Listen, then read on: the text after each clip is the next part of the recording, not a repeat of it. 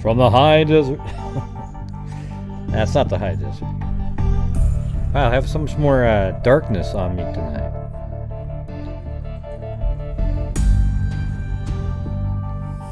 The contrast of the dark glasses, the hat. Oh, the mystery of it all.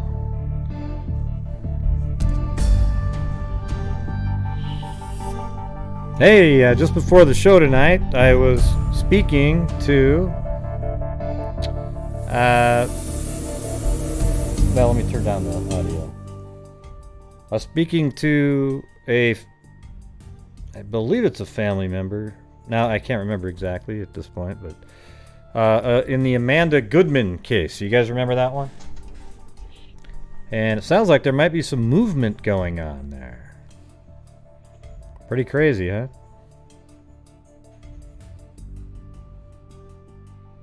Yeah, so I'm just going to do a quick overview of that one, just in case we have something coming up on that. I might actually be speaking with her tomorrow on the show. Okay? So I'm going to show you guys really quick and see if you guys remember how this went. So remember, she was at school, and I think it was like around 3:30, 4 or something like that. Then she was walking home. She lived right here. She's walking home, and then a pickup truck or something picked her up. She got into a vehicle with somebody. They said it was a red pickup truck at the time. And then her body was found. Well, actually, was this her home here? I can't remember exactly.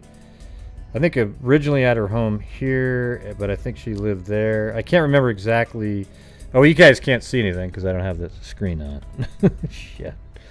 Hey, I'm back to the old school gray. Remember that one? I used to never... Okay. Here we go. Let's look at it again. So she went to school right here. This is 1989. Amanda Goodman case. May 16th, 1989. She was at school, and I think on her way home, and I believe she lived in these apartments here. Or was heading to those apartments. And somebody... She was seen like right in this area. She got into a vehicle with somebody, apparently. And then later that evening, her body was found right around in this area off the side of the road. And I remember how she was on the side of the road and she was posed where her head was turned sideways, and apparently that was to keep a gunshot wound that was on that side of the face with a shotgun from being seen. Her body was positioned sort of in a respectful way, so whoever posed her cared to not make her look, just they didn't want her to look dumped there. And so that led to a lot of speculation about maybe if it was a priest or something like that. There was some drug angles out there, a bad cop. But it seems like they're actually sort of focusing in on the first option there. All right, and it's pretty crazy stuff. The person that I'm in contact with was on a Facebook page, made a couple comments, and was contacted, and then literally a detective was in touch with her. Then sent to the FBI. So that's what she's telling me, and it sounded totally legitimate. So hopefully tomorrow we will have her on and talk about this. Because she's the one I've been talking to. She sent me a bunch of clippings back when we did this. Newspaper clippings that she'd stored.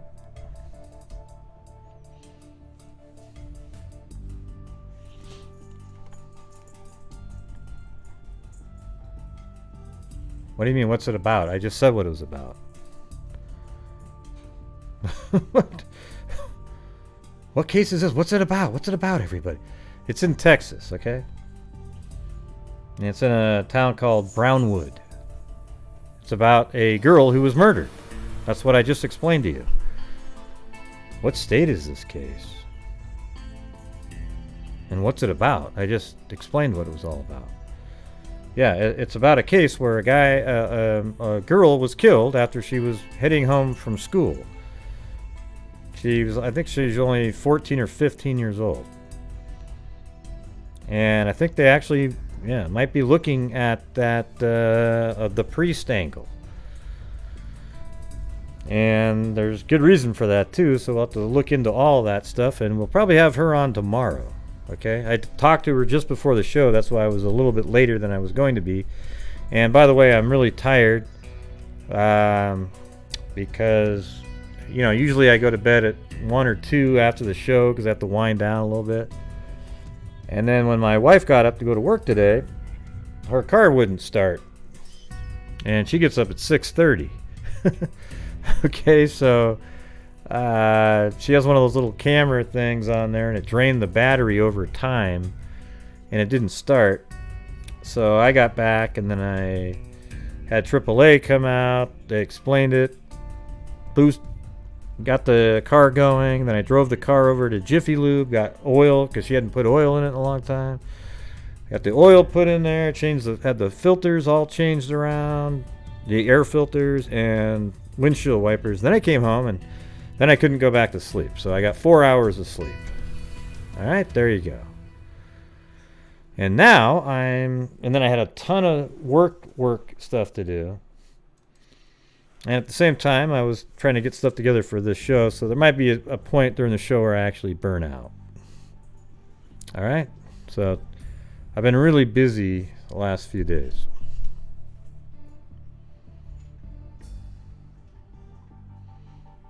Yeah, well, I do a show every night. Yeah, exactly. So this is a case that we covered randomly. Feels like 4 months ago, 3 or 4 months ago. And we were just discussing it and went over it. And then I was in communication with a relative, or at least a good friend of the relatives. I can't remember exactly at this point what the connection was, because we communicated a lot, and then we didn't communicate, and then we keep talking about having her get together with a whole bunch of other family members to do a panel show. But then she said, I'll just do it myself, about 4 days ago. And then just right after that, all hell broke loose. So hopefully something happens in that case.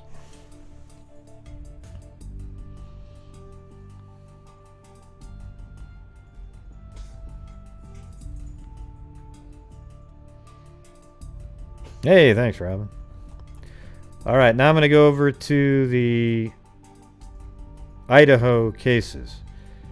Now, I just have a ton of screenshots from...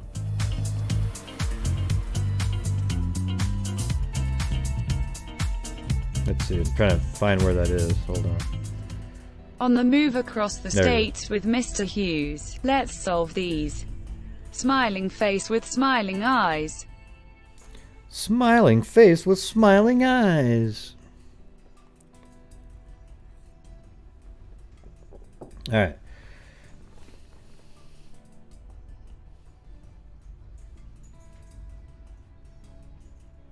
Oh, that's right. I had to reboot, so I have to open up my folders again. Hold on.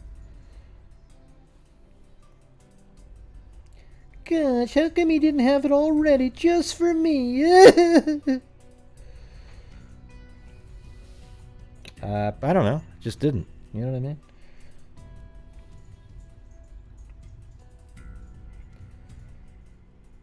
Yeah. So I'm just going to go through some random ones. I did 5 of them. All right. So we're going to start off, and some of them don't really have a lot of information, but we're just going to put them out there because somebody needs to put them out there. And they're crazy, some of these things.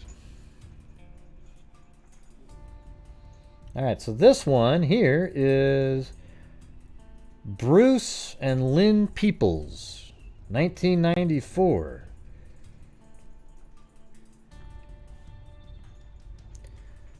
Two people found dead in a house have been identified as C. Bruce Peoples and Lynn Peoples of Grangeville, Idaho. County Sheriff Robert Minen said on Sunday night that the investigation into the deaths continues and homicide has not been ruled out.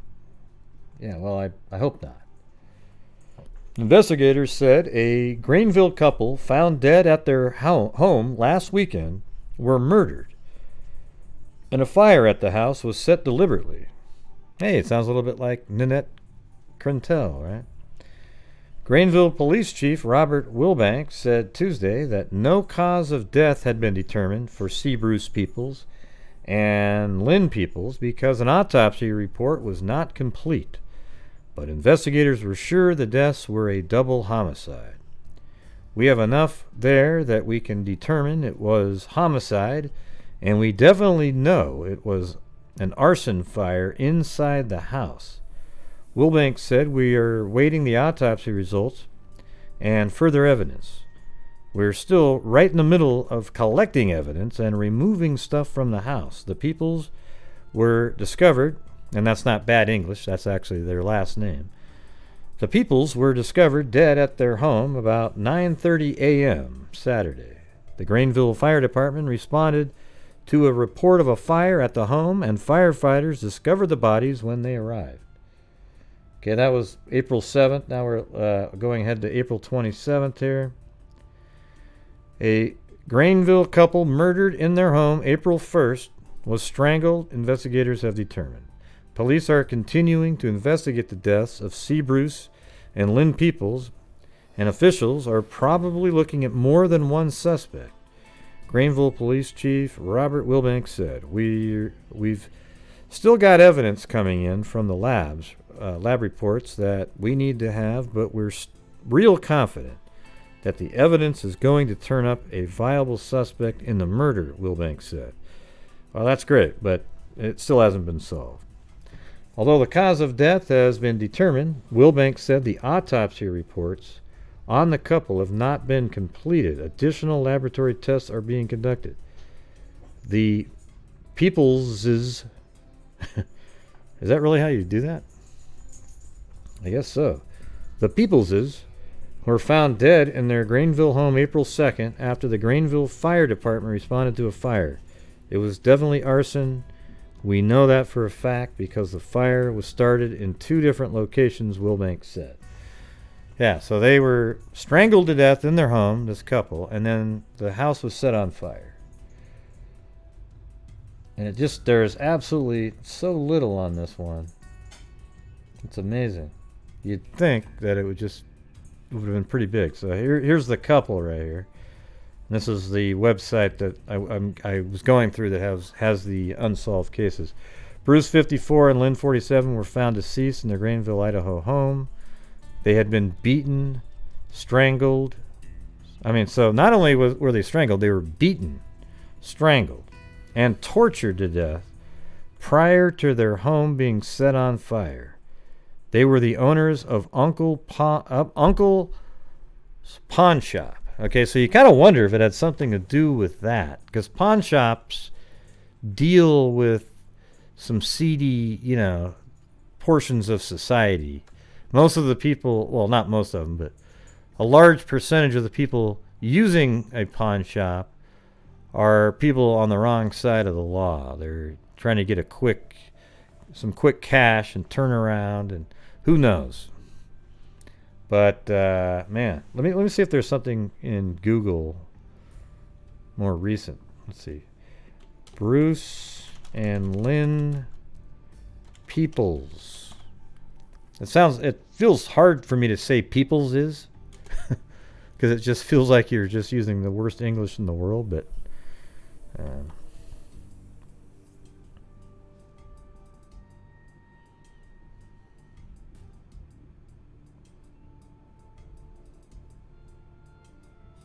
no, that's so weird. Look at that.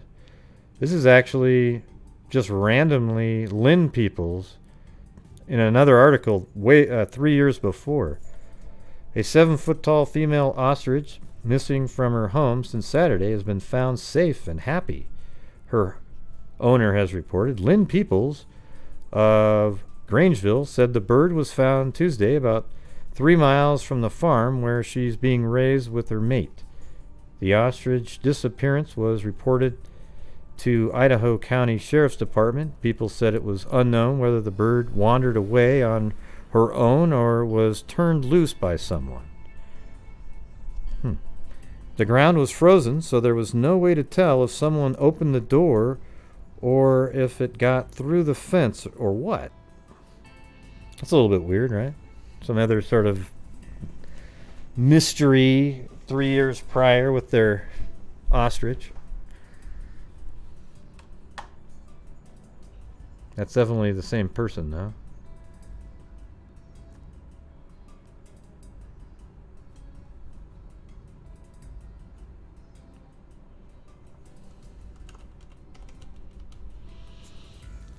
Let's see. Other cases still unsolved include the 1990 stabbing death of 18-year-old Tony Ann Tedler, the strangulation of C. Bruce and Lynn Peoples. Okay, that's just a shorter article there.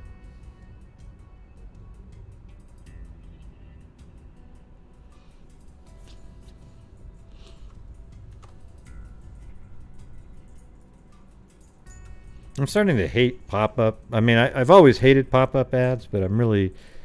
the whole way people program their websites now. Do you think anybody's going to buy something based on something slapped in your face? I doubt it.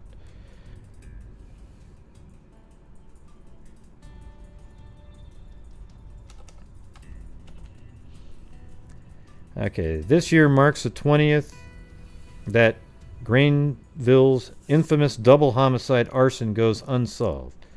20 years ago, Saturday, April 2nd, 1994, the bodies of Bruce and Lynn Peoples were found in the bedroom of their South Florence Street home. The couple had been strangled, and their home had been set on fire intentionally, apparently to destroy evidence of the crime. What's the update in the case? The same as it's been, unsolved, awaiting new information and leads to justify a fresh inquiry into a case frigidly cold. While TV detectives can solve a case in an hour or 45 minutes, real police work is much more time-consuming and often less rewarding. Yep, that's for damn sure. Man, that just sucks. That just seems like it went cold right from the get-go. Nothing. And that's probably because they burned the house down. There's no evidence. And you know what sort of reminds me of is the Russell and Shirley Derman case, where there's literally no... it just went cold right off the get-go.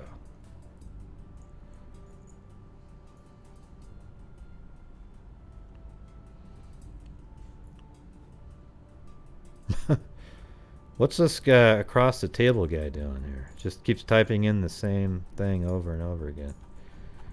It didn't seem like it was... I don't know, were they promoting something? I have no idea what they were doing. Yeah, it's a little bit like Russell and Shirley Derman.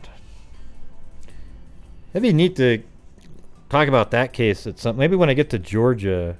I think it's in Georgia, right? Maybe we'll do that one and see if we can get on, I think his name is Stiles or something like that. That detective. I bet he'd be interested in talking about it.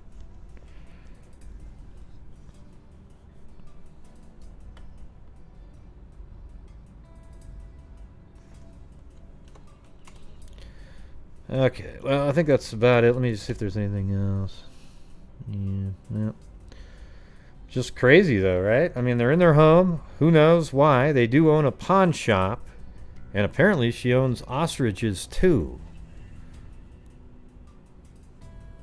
And they were beaten, strangled, tortured. Probably went more like tortured and beaten. And the beaten is probably torture. Then strangled to death. Then they probably... and the fire was set in two different parts of the home, so they knew that it was set intentionally. I read that earlier. I don't know where that is now, but I did read that earlier. Okay, now we're going to move on to the next case. All right? Rapid fire. Okay, this next one's a Jane Doe case. close all these down. I think I have that one in here. I might not have actually put that on the map. What was weird is it led to other cases, though. So we're going to open this up. Police here are investigating the possibility that a partial human skull found this weekend in Oneida's 2 Mile Canyon may be that of Patricia Campbell, a Pocatello girl missing since 1978. Or is it Pocatello? I wasn't able to pronounce that myself. P-O... how's that pronounced? P-O-R... I think it might be like Pocatello. Campbell, then 15, and Tina Anderson, then 12, were last seen July 23, 1978, at Alameda Park. Anderson's remains were found in 2 Mile Canyon in Oneida County in October 1981. The partial remains of another body also were found, but could not be identified because all but the lower jaw of the was missing. I'm not sure what of the was missing. Lower jaw of the skull, I guess, was missing. And then said I guess, so it's Pocatello. You know, you say Pocatello? How do you pronounce that? You guys know? Pork? There's no O-R in there. It's just P-O-C-A-T-E-L-L-O.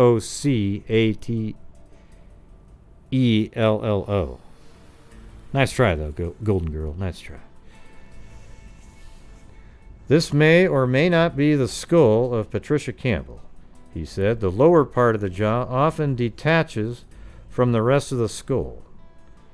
We will know more after we go where the skull was found and see if it was near where the other remains were found. Dental records will also be consulted. All right. So now we're going to go to, that was October 28, 1986. October 31st, hunters discover more fragments of the skull. Hunters have found several more fragments of a human skull in 2 Mile Canyon, 10 miles east of here, which may belong to a teenage girl, says Oneida Sheriff Lee Pfeiffer.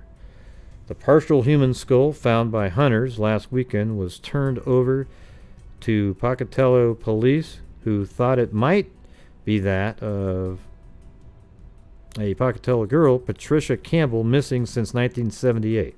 However, examination of the original fragment by Idaho Museum of Natural History paleontologist David Forch, and who cares? The skull piece did not match other partial remains, including a skull fragment of a body recovered in the canyon area in October 1981.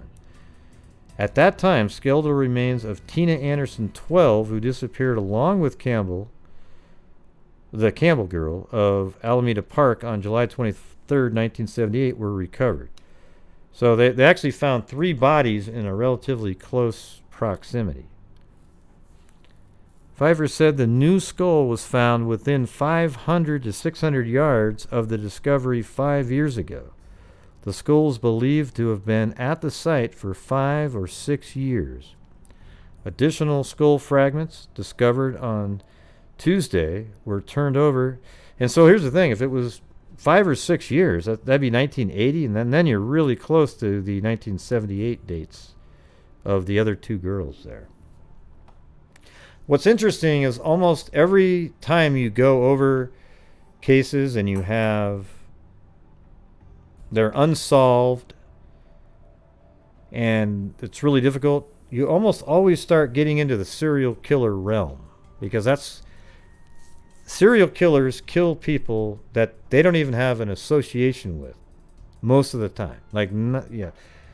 I would say 99% of the time serial killers just kill people that they don't even know, and that's what makes them so much harder to solve, because there's nothing that you can go on. You can't go, oh well, is she having issues with somebody? There's nothing like that.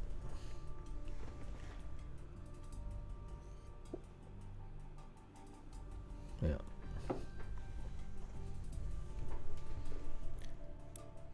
Yeah, I said that.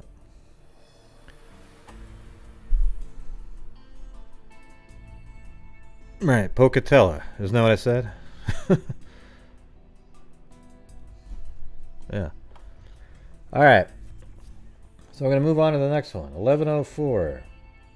So this is November 4th, 5 days later. Searchers have failed to find any additional human remains in the 2 Mile Canyon area east of Malad in southern Idaho, and officials now believe the skull fragments found 8 days ago may have been brought into the area. We think we found a coyote or fox den in the area, and that the skull could have been brought into the area by an animal. Okay, but how far is it going to carry that? It's as much speculation as anything else, but we combed the area pretty thoroughly and didn't find any additional evidence. Hunters found the fragments of a female skull last week, but another 3 days of searching, the area yielded no additional fragments, and Pfeiffer called off further search efforts. The skull, which has one identifying dental filling, had been in the rugged brush-covered canyon area for about 5 to 6 years. The sheriff said he would be contacting law enforcement agencies throughout the region for information. Initially, it was believed the skull may have been that of missing Pocatello girl Patricia Campbell, but the skull did not match remains officials believe that of the other Campbell girl found in the area 5 years ago. And here is information on those other 2 girls. And those cases are both not solved as well. Key piece of evidence found in 1978 Pocatello slaying case. So these are the 2 girls that they thought the skull might belong to, or actually one of them, because one of them they found the skull of. Authorities say a key piece of evidence has been unearthed from a brushy hillside after about 12 miles east of here in the case of 2 Pocatello girls who disappeared nearly 29 years ago. Police detectives teamed with Idaho State University students on Monday to excavate for a second time a spot near a remote gorge where hunters found the skeletal remains of Tina Anderson, 12, and Patricia Campbell, 15, in 1981. The girls disappeared in 1978, and the case remains unsolved. Blackfoot Police Lieutenant Paul Newbold would not say what the evidence was because of its potential significance to the investigation. So they actually got this college out there and students, and they found something that apparently is very significant in the case. And this article is from 2007. So this isn't that long ago. It's about 29 years after the bodies were found there. But it still hasn't been solved, and now we're 12 years after that amazing find that they had. So nothing was found.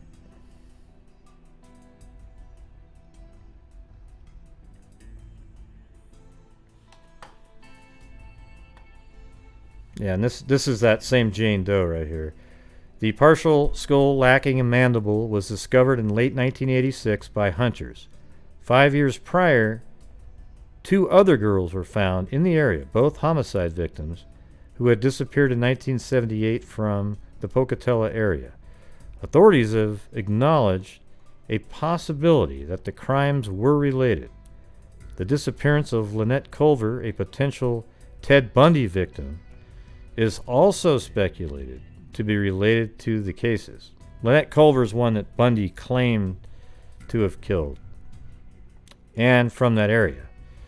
Examination of the skull indicated the victim died due to being repeatedly struck with a blunt object. This is the Jane Doe.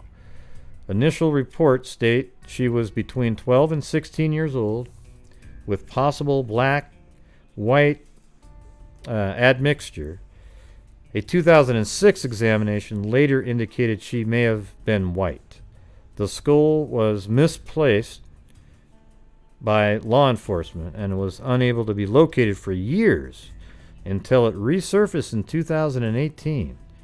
Well, that's amazing. Isn't it amazing that it resurfaced in 2018, right when the whole DNA thing is kicking into gear? So now, hopefully, they can just take one of those teeth, extract DNA, and send it on. Send it over to Colleen Fitzpatrick. That's what she does. DNA Doe Project, people. Yeah, I mean, yeah, how do you lose a skull? Right. Well, maybe they sent it off to a psychic. You know, the 12 days into it, they said, hey, they got so bored, they just sent the skull off to a psychic. And finally, the psychic said, hey, did you guys ever want this back? It took them 12 years, but yeah.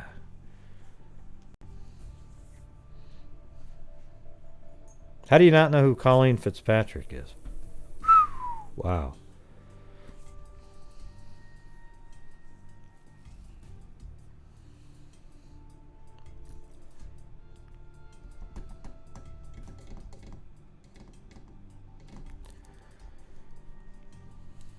That was a joke, by the way. We had a case, believe it or not, in here where there was a girl. I think she was missing her head.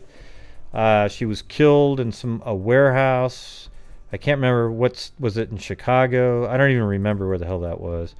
And there was a bloody shirt, and the genius detective, 12 days into the investigation, sent the shirt off to a psychic, never to be seen again. And for those of you who've been around, they all would have known that. Colleen Fitzpatrick runs the DNA Doe Project. Look it up on the internet. DNA Doe Project. We've donated probably $600 or $700 to that website, or that, yeah, I mean, the cause directly from here. And then we also raised $2,700 on a GoFundMe project to identify the Sky Shoots man who was found up on top of the Sky Shoots in Colorado. It's called the DNA Doe Project. All right.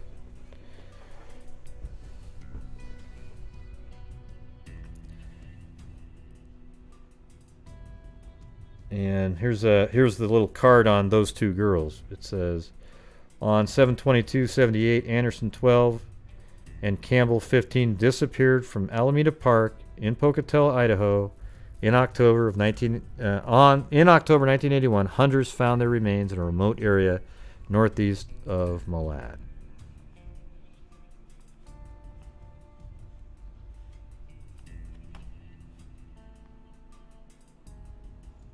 Oh yeah, okay, here it is. So I did have that one. Oneida County, Jane Doe. So right in this gorge here, or whatever you want to call that, it's in this area somewhere around in here is where those bodies were all found. And that does seem like just the perfect place, you know. You kill somebody, you drive, dump their bodies, and then you continue on wherever the hell you're going. Kind of has that Breckenridge feel to it. Okay, moving on to the next one.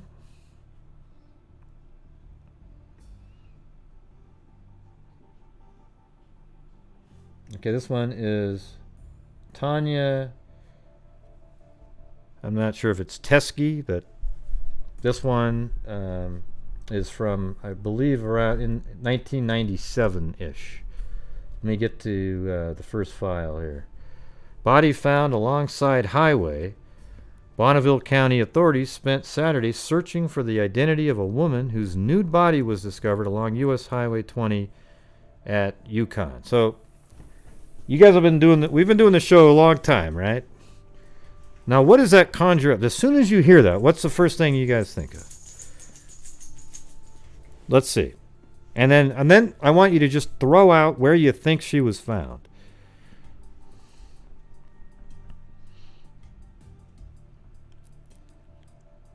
And where do you think she was found?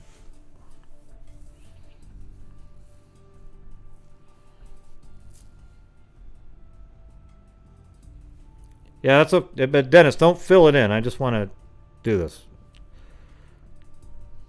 I'm sure she's on your spreadsheet. Who isn't on your spreadsheet? Yeah, so, yeah. Right, well, it was a trucker, and also, but she was found on one of the on-ramps, just like we always see with the truckers, right? The truckers seem to often use the on-ramp maneuver. They kill and rape, and just before they get back onto the freeway again, they throw the body out of their vehicle, and they just keep on moving. They keep on trucking, as it were. Okay, so nude body was discovered along U.S. Highway 20 at Yukon. All right. Then we've got authorities identify body found along highway. The woman found dead August 15th near Yukon was an 18-year-old Wyoming resident. Bonneville County authorities say Tanya Teske of Shoshone, Wyoming, found naked beside an entrance ramp to U.S. Highway 20 by a trucker and his wife. So another trucker and his wife actually just saw her right there on the side of the road, on a entrance ramp or on ramp to Highway 20. The sheriff's department still has not confirmed the cause of death. So here's the thing. I have there's two possible locations. Okay, here's an on-ramp. It's apparently near this town of Yukon, right? Well, here's an on-ramp here getting onto Highway 20. But this one seems more likely to me. So you've got, this one right here, and here's an on-ramp getting onto Highway 20 southbound. All right, so there's only two really. You could be down here, but now it looks like you're getting closer to another town. So this is a little area called Yukon here. This one seems to be in Yukon. This one's south of it. So it's either this one or this one right here. That's for sure. And if you take a look at it, I think it's going to be this one. And you can just see the trucker right here, late at night, throws the body out and just gets right on the freeway and takes off. The body's not hard to find. It's just right over there. And barbarians.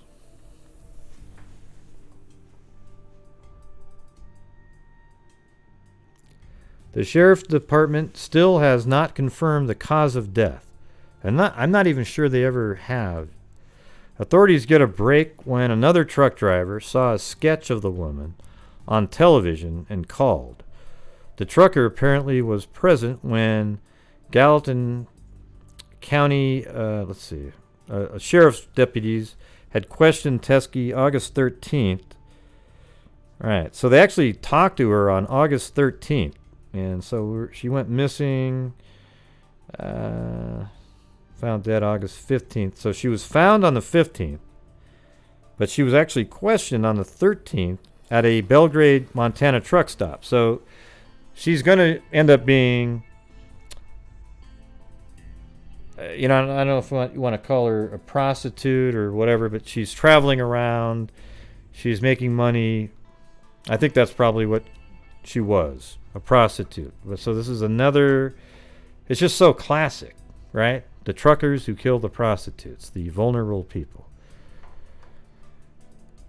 So she was pulled over and questioned by, well, not pulled over, but she was questioned by police at a Belgrade, Montana truck stop. The deputies had responded to a complaint that someone was soliciting sex over the Citizens Band radio.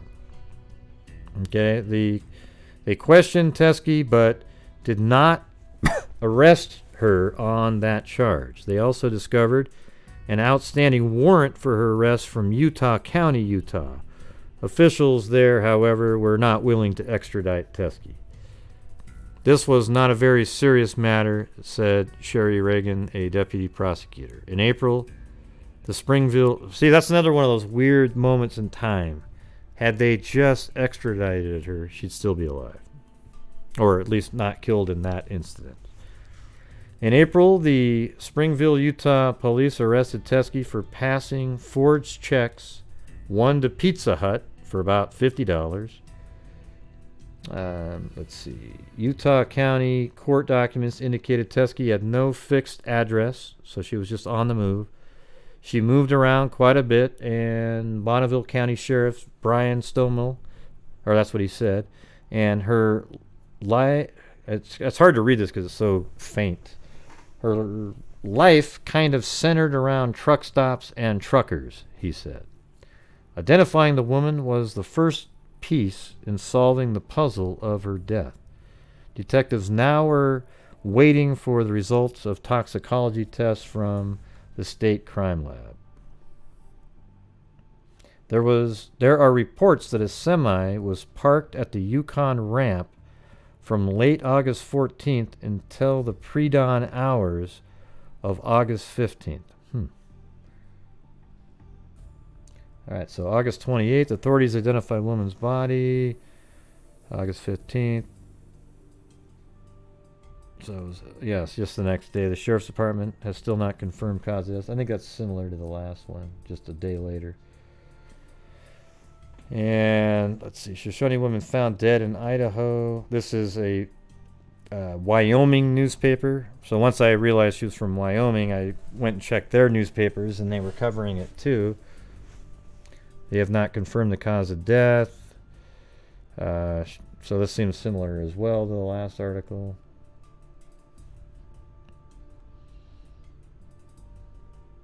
Like other murdered women, Teske hitched rides with truckers along Interstate 15, 80, and 90.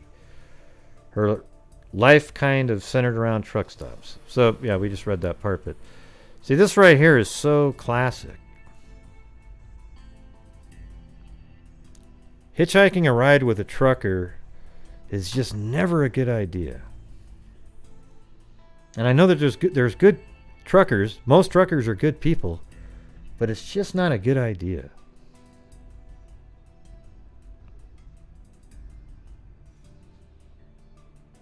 And now we're to another serial killer. Wyoming woman may be victim of serial killer. An 18-year-old Wyoming woman who was found dead last August beside a highway on-ramp in eastern Idaho may have been the victim of a serial killer. So this is from 1998, about a year later. Bonneville County Sheriff's detectives are working with law enforcement agencies in Utah, Wyoming, and Nevada to tie the death of Tanya Teske to 7 other murders committed in the region, all which are on Dennis's database. Bonneville County Sheriff's detectives, I'm just guessing, but I'm pretty sure. Bonneville County Sheriff's detectives are working with law enforcement agencies in Utah, Wyoming, and Nevada to tie the deaths together. The department has never released a cause of death in the case, but has always treated it as a homicide, probably strangled. Officials have said the autopsy and a series of tests by the state crime lab did not give definitive cause of death. Well, that's when you think it's probably strangulation, because the hyoid bone doesn't always break when you're strangled, and it might be something where it didn't really leave a definitive mark, but maybe suffocated, smothered, so maybe not strangled, but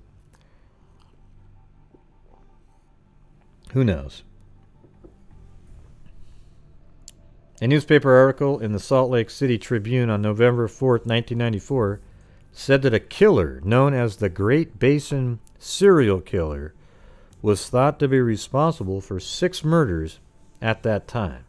At least 4 of these victims are also on the list of murders potentially related to Teske's death, according to a statement issued on Monday.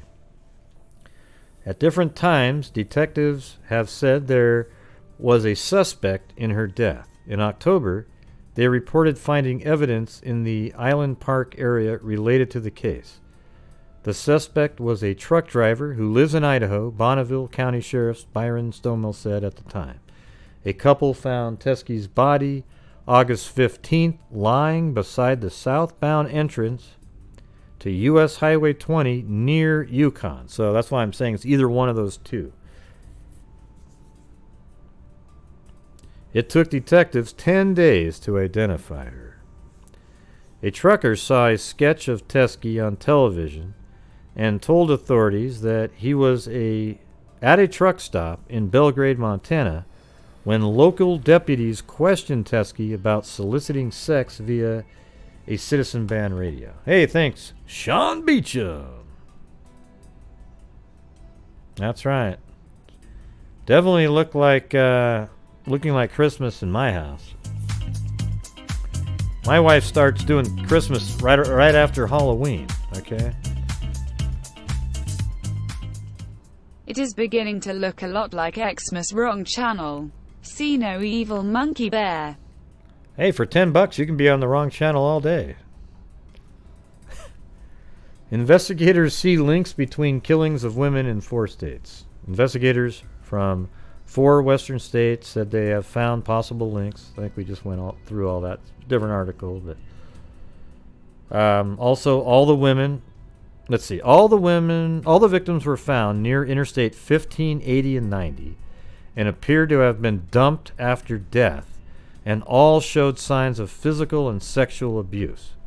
Also, all the women were said to have hitchhiked often and traveled with truck drivers. Most were in their 20s or 30s, and most died of multiple gunshot wounds or strangulation. Officials said the traveling habits of the victims made the investigation difficult. It took authorities 10 days to identify Teske's body, and some of the victims have not been identified. And it was really warm, actually. That time of year. It was like 90 degrees in Idaho when she was found. Now, there was one little clip I wanted out of another article. So here it says, Tanya Teske, found dead in Bonneville County, Idaho, on August 15, 1997. Police were hopeful when a shopping bag filled with Teske's clothes was found near the loading dock of the Southern Post Company, a fence post manufacturer in Brigham City, Utah, 90 miles south of the crime scene. But the new evidence produced no useful leads. Authorities suspect Teske was killed by a trucker who then dropped her clothes off in Brigham City as he traveled south. Totally agree with that one. I mean, look at this craziness.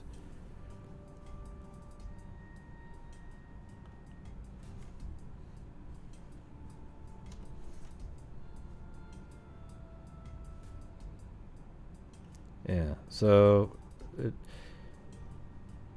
this is where she originally was, where the police questioned her. Then down here is where her body was found, okay? And then if you keep going south, let me find that actual location here. There it is, right here, right there. So you can see right there, and then eventually down here, there's a shopping bag exactly at this facility right here, where the killer driving the truck actually took her clothes and put it there. Now, I doubt that he was actually delivering there, because that would give away way too much of a hint. I think he knew that truckers stopped there to drop off supplies for the fencing company. So he put it there, and they're going to be going down a rabbit hole looking at all the people that drop stuff off there, but he's not going to be one of them. He probably just drove, probably on this highway here into this town, and then he just pulled into who knows what he did. Probably walked over there at night with a bag in his hand after he parked somewhere. I doubt he had his truck anywhere near there at that time. And this is what it looks like. So right at this facility here, near the loading dock, apparently, which I don't know if that's back here. He put a bag with her clothing in it.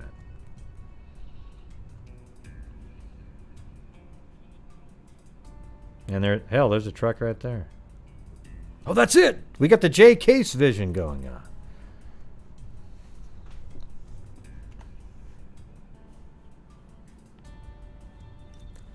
All right, so that is that case. Seems like that one might be tied to a serial killer, Tanya Teske. Yeah, you can definitely see what he was doing, but you don't know. Truckers go everywhere, though. So it doesn't really matter if you see this route that he was on, but the next day he could have driven 2,000 miles north. Or, northeast or something. But yeah, you can definitely see where he was heading. And they don't really give a date when they found the shopping bag.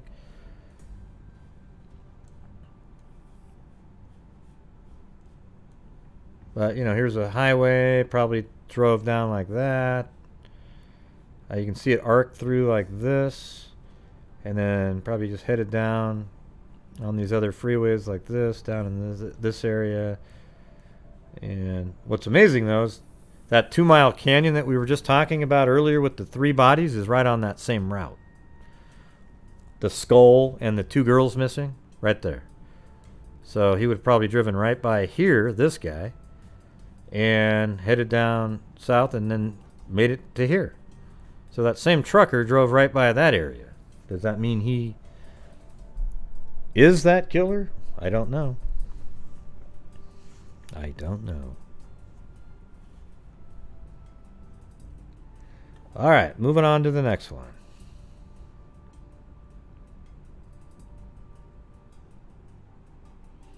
Okay, this one's another shorter one. Regina Krieger. 1995. Well, no, that's not short.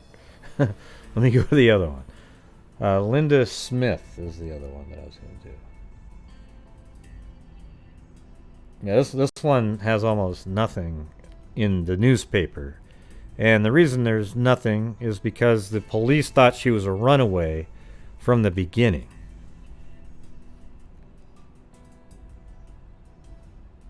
So, let's see.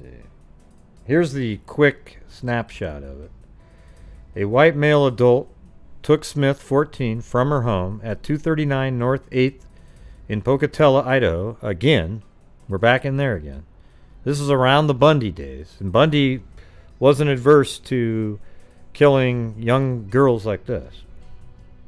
A week later, her clothes was found scattered off Pocatello Creek exit. Her remains were found in May of 1982 below Hospital Way on a hilly area near East Center Street. Now, this is one of the things that I always like doing on Google Earth and things. It's interesting how you can go back in time. So here's where she lived. Right here. But just right here in this little house. I think it's, this one right here. And somebody went into this house and abducted her at night.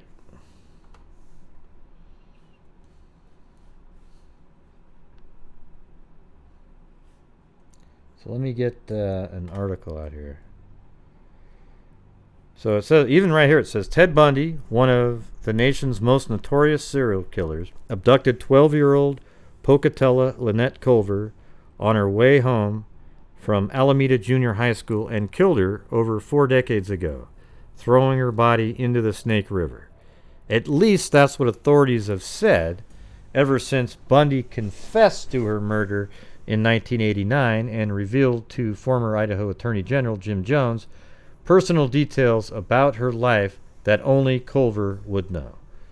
But the Pocatello Police Department, the agencies that initially investigated her disappearance, is now casting doubt on the theory by suggesting it's possible someone other than Bundy abducted and killed Culver.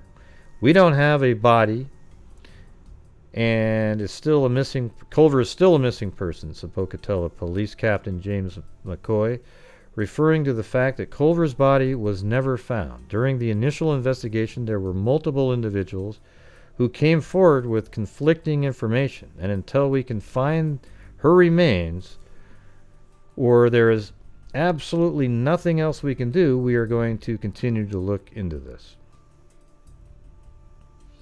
The investigation into what happened to Culver has not been reopened, as it has never officially been closed, said McCoy, adding that Culver's case is one of several from the late 1970s and early 1980s involving Pocatello girls who were abducted and killed. See, that's wild. I mean, Pocatello is such a small little place.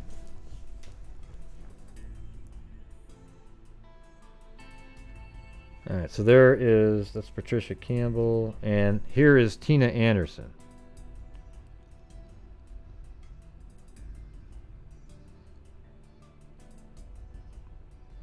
Okay, now Linda Smith is who we're talking about right now, though. It says Linda Smith, 14, a student at Franklin Junior High, disappeared in the early morning hours of June 14th, 1981, right around the same time as the other girl above. Police reports at the time said Smith struggled with a stranger in her family home on North 8th Avenue. I just showed you guys that. And the confrontation was witnessed by her 9-year-old brother, Ben. So her 9-year-old brother, Ben, actually woke up from the struggle. The boy also wrestled with the stranger, according to reports, but ran to a neighbor's home for help after being pushed to the ground. In May 1982, Linda Smith's remains were discovered by children playing in a ravine near Hospital Way on Pocatello's east side. Okay, so this is where I love Google Earth. Now, so here's the crazy part about it. So when you look at this picture here, you say, oh wow, well, what ravine is anywhere near this intersection, right? Well, you go back to well, that's 84. Let me go to 90. Yeah, there you go. 98. Well, look at that. There was no homes there, and now that's a ravine. And what a perfect place. You drive down here and you take a body and you put it up this ravine. Nobody would see it driving by. You would just never see it. Okay, so that was a ravine then. Now we go forward in time. It looks like they're starting to build, and then eventually it's a full-on neighborhood. And I just think that that's the ravine they're talking about, because they said at this intersection right there. Doesn't that make sense?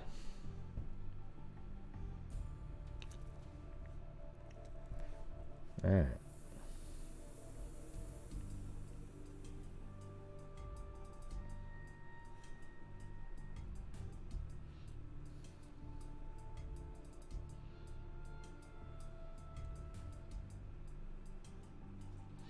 Yeah, and I've got one more article here. This one's a little bit longer, because this guy right here is the brother that saw her get abducted.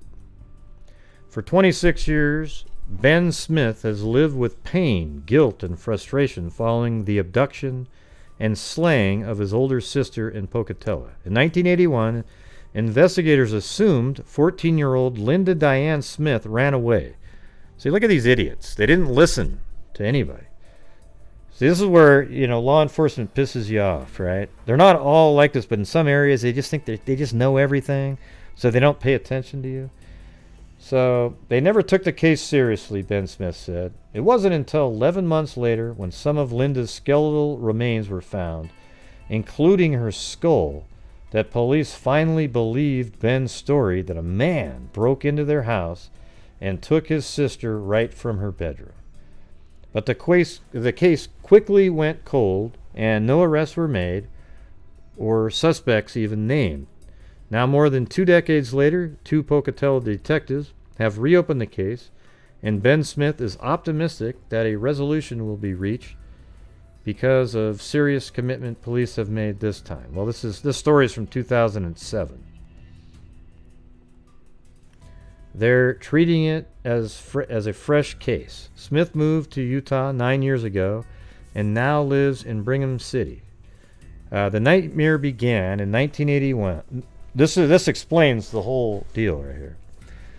The nightmare began in 1981 while Linda Smith was babysitting her brother, Ben, then just 9 years old.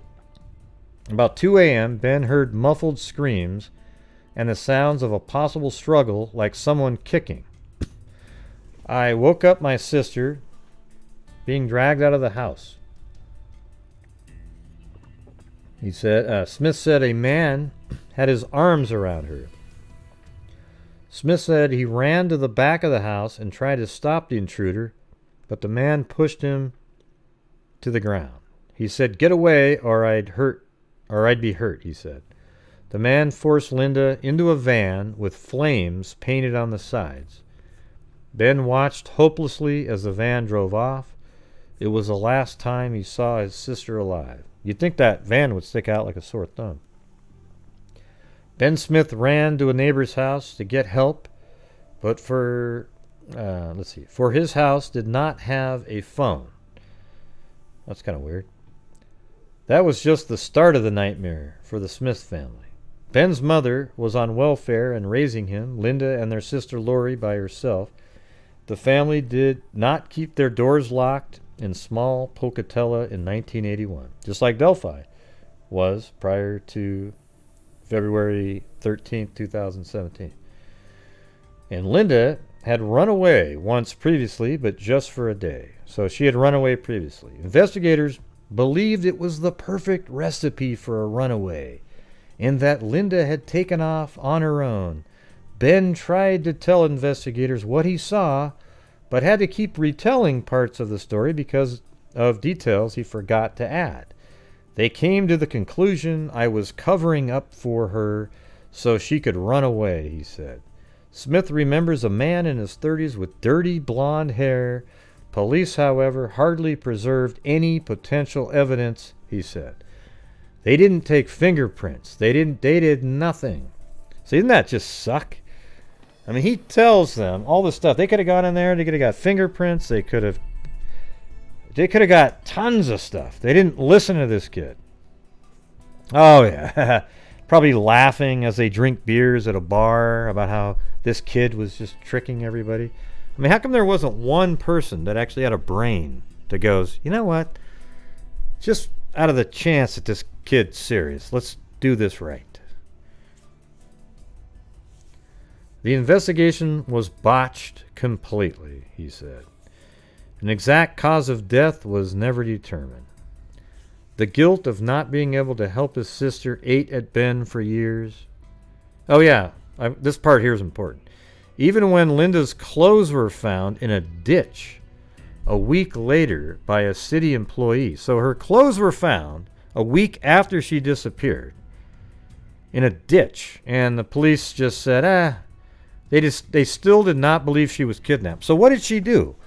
Leave the house and then throw her clothes into a ditch and run around the town naked for a week and you never found her? You guys sound like absolute idiots. I'm sorry, but my God. You found all of the clothes she was wearing a week later in a ditch, and it didn't mean anything to you.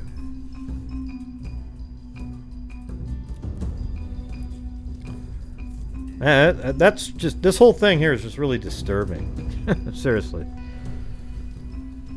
Well, you weren't there, Gray. You didn't really hear. Classroom of I don't Mr. need Gray to be. Christmas Thank Tree you. Bear. Thank you, Sean Beecham.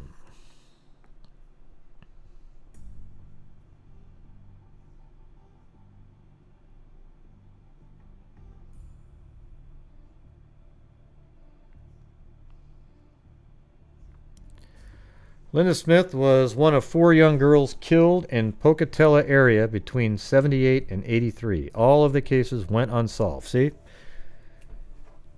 That's usually a sign of a serial killer. Especially when you have bodies that are found out in,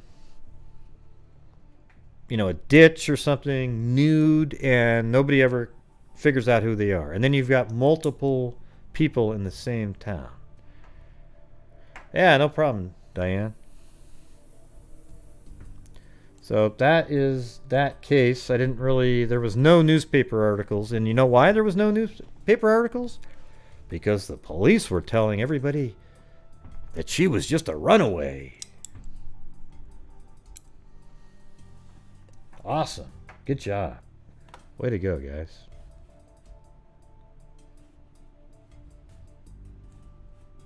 And you know, I'm a pro police person, but come on. This kind of stuff like this, it's embarrassing. You guys should be ashamed of yourselves for that kind of shoddy work. I know most of you aren't like that, but these ones right here just make everybody look bad.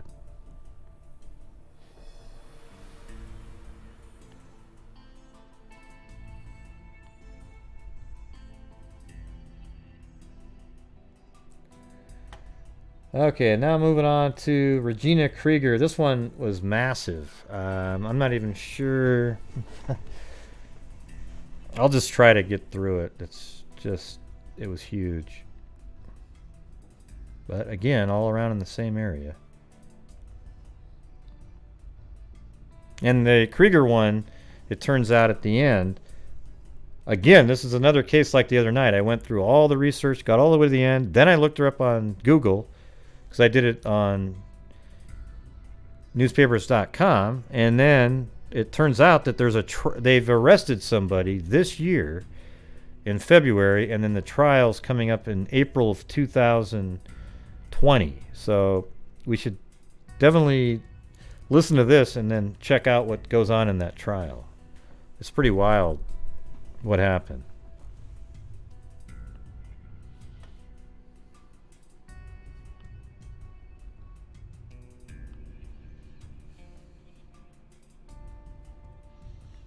Hey, thanks, Kit Kat. Okay, here we go. So this is 1995, March 1st.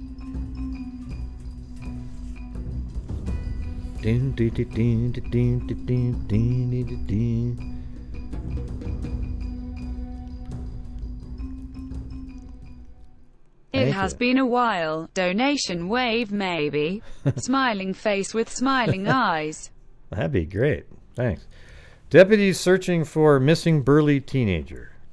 And not that the teenager was burly. That's just where she lived. If I had the snare drum set up, let me try that again. Let's see.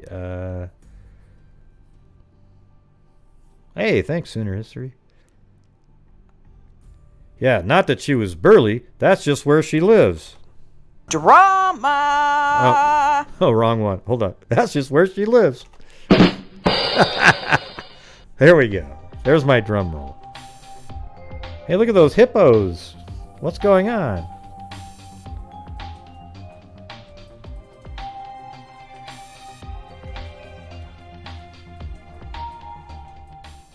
Drama. The Cassia County Sheriff's Department, right here it says, deputies searching for missing burly teenager. The Cassia County Sheriff's Department is asking for help in trying to locate a missing teenager, Regina Lee Krieger, 14. Burley has been missing since at least 7 a.m. Monday, so this article is on Wednesday.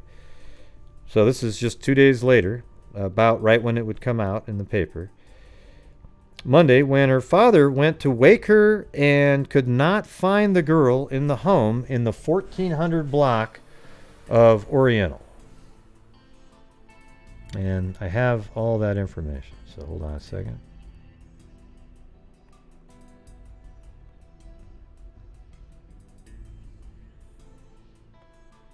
Right there.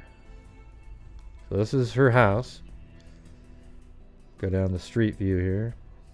Just to the left here. So it's right behind that tree, right there. So that would be your house right there. See? Let me make sure though. That the roads.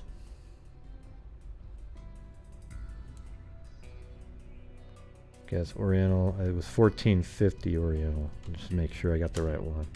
1450 Oriental Avenue, Burley. Yeah, that's the one. See, it's right. It's even right on the building there. So right there. Let's go to street view again. Back up that house. Okay. Ding, ding, ding. Thanks, Lori Staggs.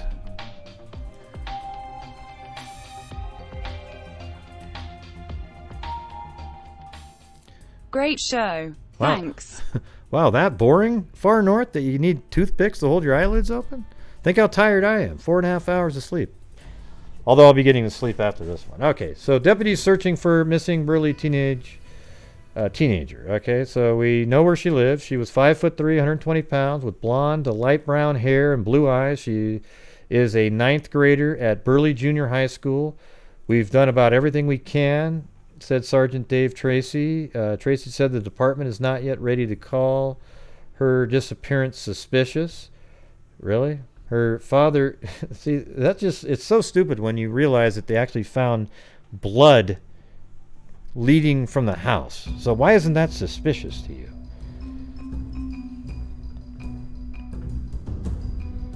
I am your bubble gum? Interesting.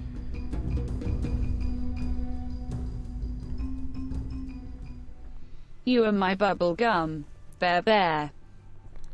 There was no signs of forced entry or struggle in her bedroom, said Tracy. It's possible the girl was just walked away, he said.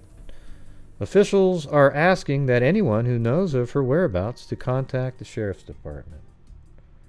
Yeah, that's genius. Police seek word from missing girl. Investigators are hoping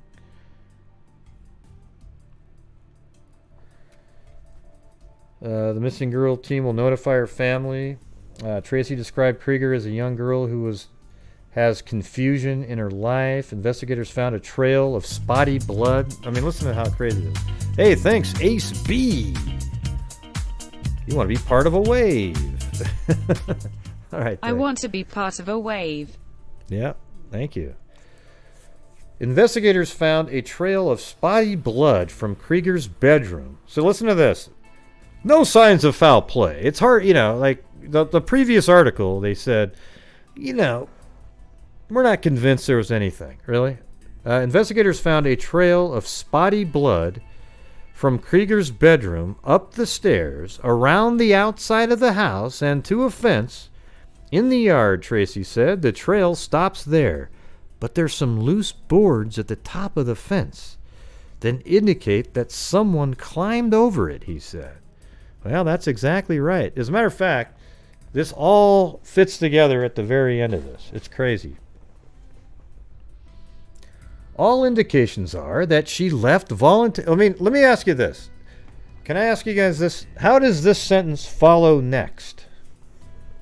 Tracy said the trail stops there, and there was blood, all the way from the bedroom. How do you go from this? Investigators found a trail of spotty blood from Krieger's bedroom, up the stairs, around to the outside of the house, to a fence in the yard. All indications are that she left voluntarily. Yeah, because that's what I do. Don't you guys do that too? Like when you're in your house, you cut your arm really bad so it drips all over the place, and then you just go walking down the street and ho-hum it down the road, right? I mean, that's one of the stupidest sentences I've ever seen. Oh, yeah. She left voluntarily. Yep. That's the first thing I would have thought when there was a whole, blood trail of like Hansel and Gretel leading to a fence. My God. This is, come on, Idaho. You guys need to do a little bit better than what you've got going on there. Maybe you've upgraded since around this time period. All right. No long-distance calls from Krieger's home were recorded around the time of her disappearance, Tracy said. Investigators think... hold on. Let's just make sure we know who Tracy is.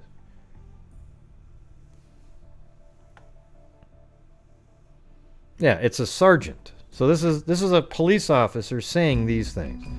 All indications are that she left voluntarily, everybody. Yes. Why do you think so, sir? Oh, well, it's kind of a funny thing. I mean, my kid will do that too. He'll cut his arm and he'll run across upstairs, leave blood all over the place. And yeah, come on. According to a police report, Krieger's father, Daniel Dean Krieger, had gone downstairs to wake her up Wednesday morning, found her missing, and saw blood spots near the bed. Daniel Krieger told officers that his daughter seemed fine when he had spoken with her Tuesday night, the report said. Krieger speculated that a boyfriend from Twin Falls may have taken his daughter, the report said. Okay, but taken and there's blood doesn't equate to left voluntarily, does it? I didn't think so. All right, so 2 days later, we've got another article. Search continues for missing teen. Her 15th birthday was Friday, but parents and police were still searching. A trail of blood spots led outside the house to a fence in the yard. Now, what's interesting is you can actually see exactly what they're talking about. There's a fence that goes all the way around the house right there, and apparently there was blood leading to the fence, and then some boards at the top were broken, and guess where that leads to, everybody? Just like in the Carissa Fretwell case, an alley behind the house. So you could definitely see a car parked there, right? Definitely. And it's secluded on a back alley, and there wasn't surveillance cameras back then on people's houses.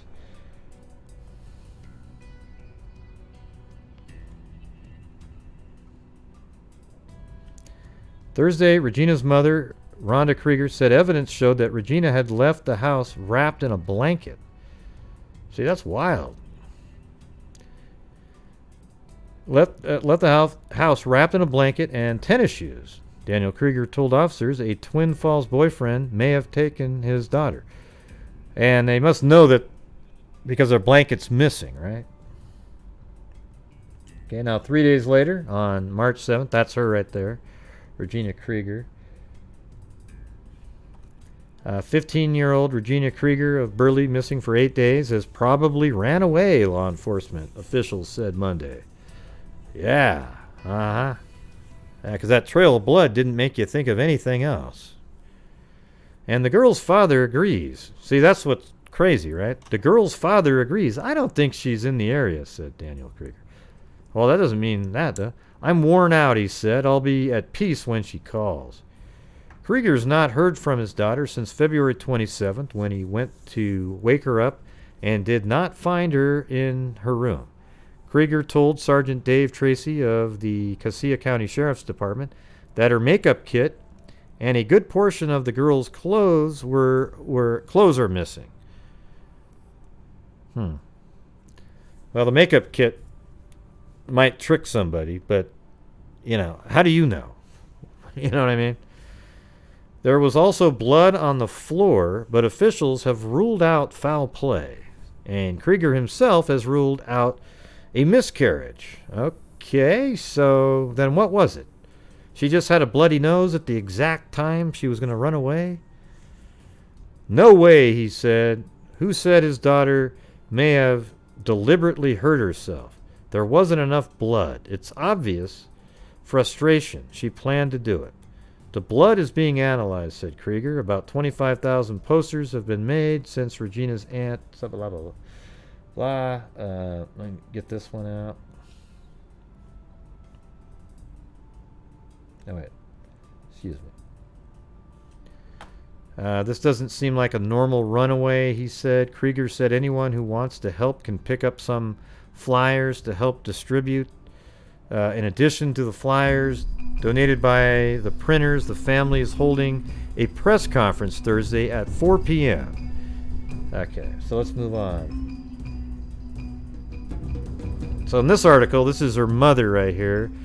It comes up that apparently she was involved with drugs, like kids take drugs in high school. A girl missing for more than a week from her Burley home was involved with drugs, her mother said at a press conference Thursday. As a mother, my instincts are that I feel she's alive, hurt, in pain, and very confused. Rhonda Krieger and relatives held the... You know, I think the parents probably had a little bit of a hand in the whole she ran away deal. You know? But you'd think some of these officers would be a little smarter, looking at a blood trail leading to a fence. Why would you do that? Why not just walk out the front door? You know, walk out the back, then walk around. Instead, you climb over a fence?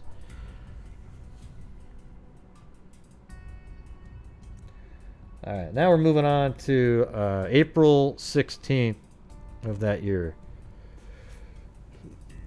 Now, here's the thing.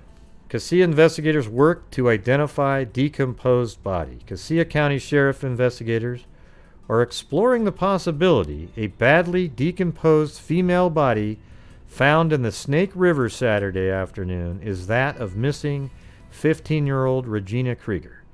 Sheriff Billy R. Crystal said authorities are contacting the Burley teen's parents for dental records to assist in identification. At this point, the cause of death is a wide open question. An autopsy was scheduled for 9 a.m. Sunday. Okay, then the following day, body turns up by river. An autopsy revealed Sunday that Regina Lee Krieger, whose body was found Saturday, was slashed or stabbed to death. Horseback riders found the teenager's decomposed body on the eastern bank of the Snake River near the Montgomery Bridge, 6 miles downstream from the Minidoka Dam. All right, so here we go.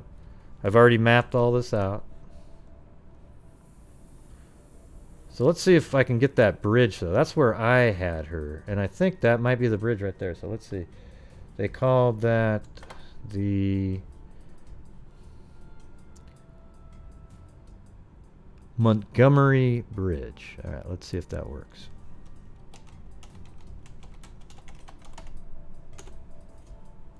No, God dang it, don't want to get too far away. Montgomery Bridge in... let's get back that article again. In Burley, okay.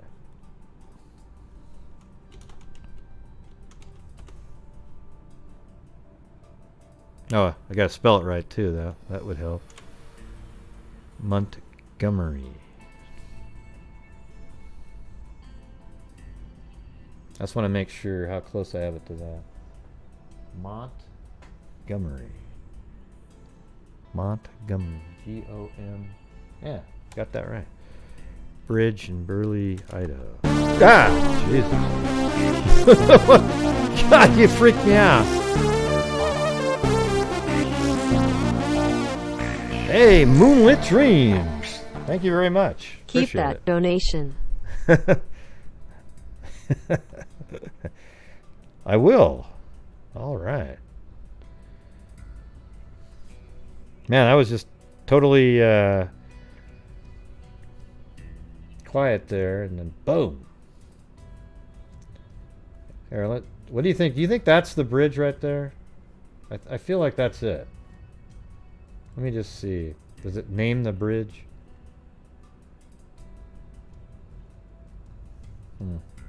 Probably not. But anyways, I went 6 miles down from the dam, and this is where the body was found, and they said it was found near a corral, right, on the east side of the river, amazingly. And when I go 6 miles down, it's not too far from that bridge. And then look at this.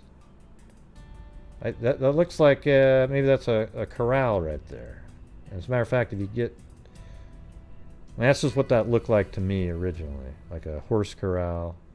And I don't know if you go back in time if it looks better than that, but it's right there. And they said horseback riders, so I can see people getting on horses, walking, going this way, and finding her body somewhere around in this area. Horseback riders found the teenager's decomposed body on the eastern bank of the Snake River near the Montgomery Bridge, 6 miles downstream. Okay. The autopsy positively identified the body. Krieger became familiar to Magic Valley residents after friends and relatives posted thousands of notices of her disappearance.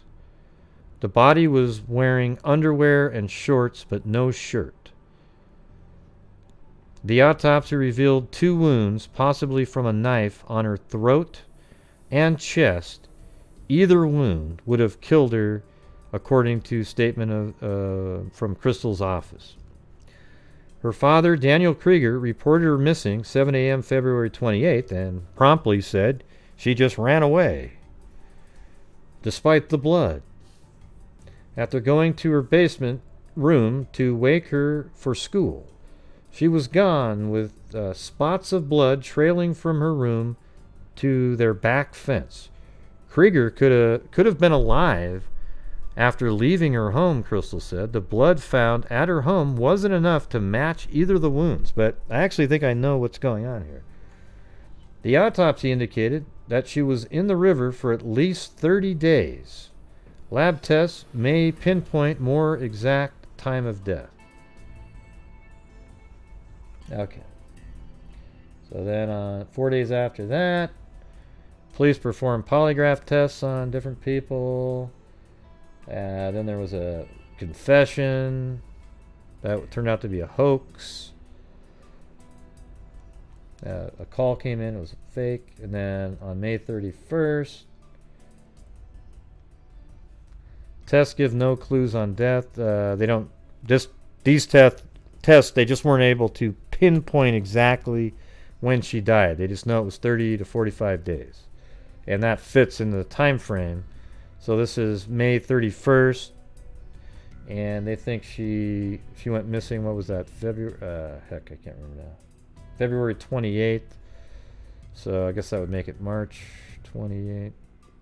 Now, you're a little outside that range, but those are the test results coming back in, and they found her on right around April 17th. So 30 days. Yeah, about 45 days prior to that would be the 28th.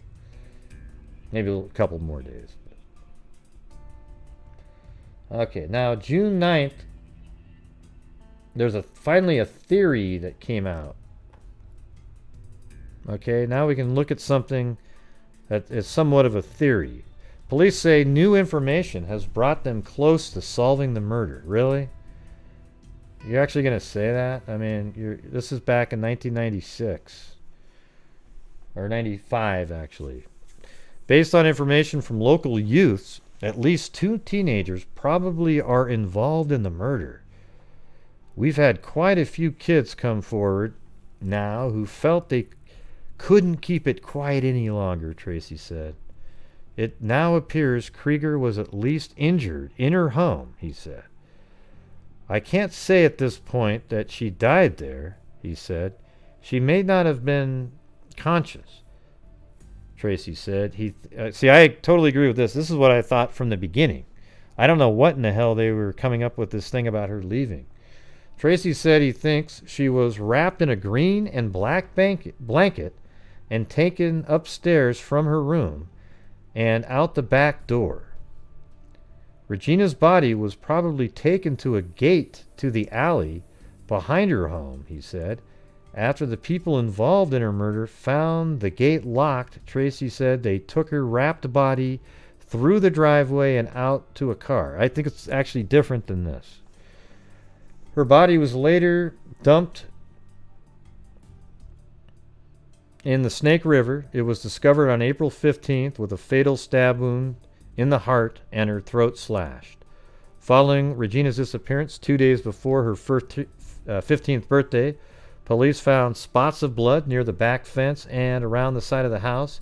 Those may have been places where her body was set down. No, that's not it. Police have a good idea of who was involved in the killing, Tracy said. I just can't yet say who did exactly what. At this point, the parents are no longer suspects. So I guess at one point they were suspect because it happened in their house. While they were there, even. Police have long thought that friends of Regina held the key to solving her death. Right. And let's see. This is the end of that theory. Police will deal with anyone with knowledge about the killing.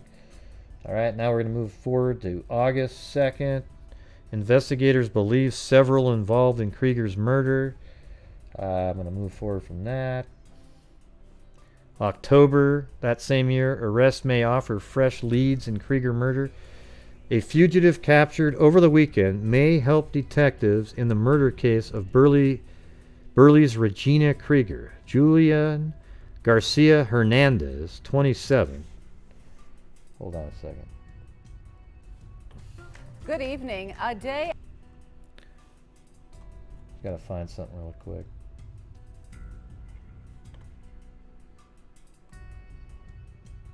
Okay. Julian Garcia Hernandez, 27, also known as Bo, was captured close to Interstate 84 near Jerome Saturday afternoon. He was wanted in connection with attempted murder charges involving his common-law wife. Hernandez may provide clues as to who killed Krieger last spring. His name, Hernandez, has been brought up by others in the investigation. We are preparing to re-interview some people involved in the case. Smith said he could not comment further, but with Hernandez's arrest, more people may be willing to come forward. All right. So that was October 1995. Her 15th birthday. Her body was found April 15th on the east bank of the Snake River, about 6 miles downstream. Okay, I just took that clip so I could get the location. And then the next year, so there was nothing in the paper until August 12th of 1996.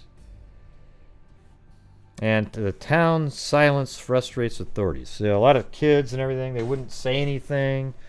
They were scared that there'd be retaliation, so they didn't say anything at all. And some of them thought it was drug related. You know, just a lot of rumors, really. A lot of inaccurate rumors going around.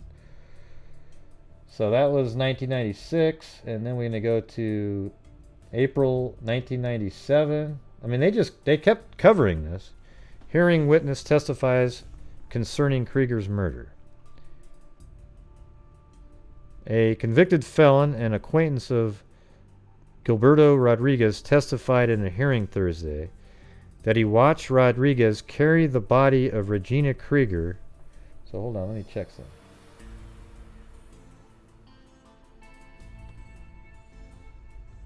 Yeah. See, this is what's interesting. This is 1997, right? A convicted felon and acquaintance of Gilberto Rodriguez testified in a hearing Thursday that he watched Rodriguez carry the body of Regina Krieger from her house the night she disappeared. Cody Thompson, who was serving a 5-year sentence for burglary at the North Idaho Correctional Institution, took the stand in the first-degree murder trial of Jesus Diaz Thursday. Diaz is charged with the April 1996 killing of Blake Morgan Jr. Diaz's attorney, Andrew Parnas, has said he would like to include in his defense of Diaz evidence that implicates Rodriguez in Morgan's murder. Parnes said he will argue today why Thompson's testimony connecting Rodriguez to Krieger's murder should be admitted as well.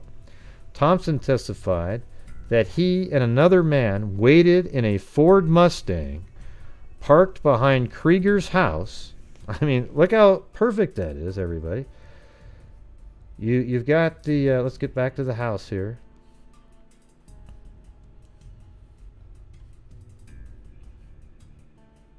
So a Ford Mustang parked right in this alley here. Just picture that. Maybe right behind the fence there.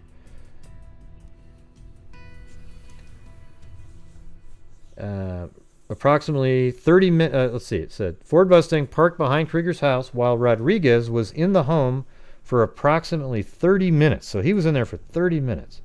He said Rodriguez later pulled the car to the front of the house, went back in, and returned with Krieger's body in his arms. When Gilbert put her body into the hatchback, I didn't know if she was dead or alive, Thompson said. I was just pretty much sick to my stomach because I knew something bad had happened. Krieger, then 14, disappeared from her father's house on February 27, 1995, leaving only a trail of blood from her bedroom up the stairs and outside. Her body was found about 6 weeks later. So let's read this part up here again. He said Rodriguez later pulled the car to the front of the house. Okay, well, listen to this. He goes into the house, kills her in the house, right? And he's got blood on him. So he leaves the house, puts the blood going. He's the one that deposited the blood going up the stairs. Outside of the backyard, he's got blood on his hands. It's dripping, so it's not a ton, but it's some dripping. He climbs over the fence, disturbing the wood on top of the fence. Could have even done that on the way in too, that part. But then he goes over the fence, gets in the Mustang, drives back to the front of the house. Okay? When Gilbert put her body into the hatchback, I didn't know. All right, so then it said, Krieger, then 14, disappeared. Let me see if the part 2 of this one, 418B. Let's see. No, I didn't get the B one. But. All right, so now we're going to July 1998. Clues to a troubled life. Da, da, da, da. I mean, just, they had nothing. They didn't do anything with that. It's crazy. And then there was one of her mothers. I guess she worked at a facility, like a correctional facility, and one of her patients that helped her through the time period of her daughter's death and disappearance. One of the patients, actually, a kid, he ended up killing himself later. And he wrote letters. That's kind of what this is, but it's not related at all. So let's see. Then on September 2004, I mean, we're just skipping forward years now. Law enforcement needs help to solve this cold case. The 1995 murder of teenager Regina Krieger is the cold case Casilla law enforcement would most like to solve. Although the 9-year-old case has grown cold. I mean, why is it cold? You just had this guy talking about Rodriguez, right?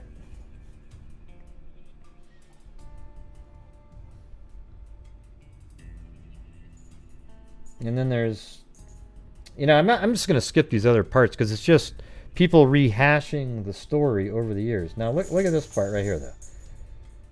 Look at this. This is now.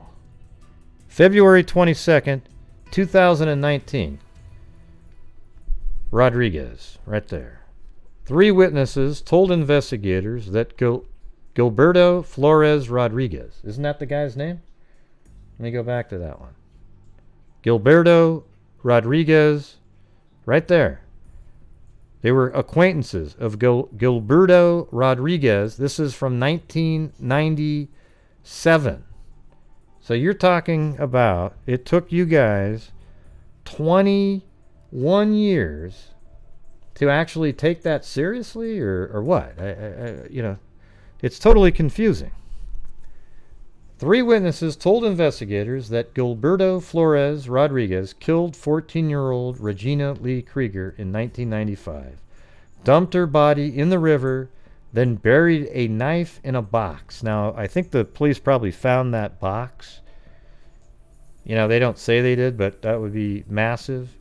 Rodriguez, 56, of Burley, was arraigned Thursday on a charge of first-degree murder and pleaded not guilty. The Casilla County Sheriff's Office, Federal Bureau of Investigations, office worked together on the case. On February 28, 1995, Regina's father called 911 to report his daughter missing. He told police there was blood on the floor of her basement bedroom, and it looked like something was dragged up the stairs. Oh, now it looks dragged. Okay, Dad, it's too late, Dad. You were saying back then that she just ran away. Well, now it looks like it was dragged. You know, I mean, I bet it did look like that, but you didn't say that back then. Looked like something was dragged up the stairs, and the blood led to the backyard of his Burley home, court records say. So I think some of the blood is her being brought up and then loaded out on the street at the front of the house. But I think the droplets you see are from Rodriguez himself having blood on his hands and then making it back to his vehicle. On April 15th, 1995, Regina's body was found on the bank. Okay, let's see. Blood led to the backyard. Okay. On April 15th, 1995, Regina's body was found on the bank of the Snake River in Cassia County. An autopsy determined the cause of death was a sharp laceration of the throat with severance of the right and left jugular veins. So it was definitely just meant to kill. And a stab wound to the chest with a laceration of the left ventricle of the heart. So both wounds would have killed her. A confidential witness told officials they were with Rodriguez the night Regina was killed at her house. So here's the whole thing here. The witness said Rodriguez went into the girl's house and came back out about 30 minutes later and drove to the front of the home. So here's the thing. The car was parked over the fence in the alley. So that means he had to get over there, and that's how I think the blood led back to the fence. Then he climbed over, got into his car, then drove it around to the front, because the only way that blood would have got back there was from Rodriguez, right? Do you guys agree with that? Because that's the only thing that makes sense. The witness later learned Regina's body was wrapped in the blanket.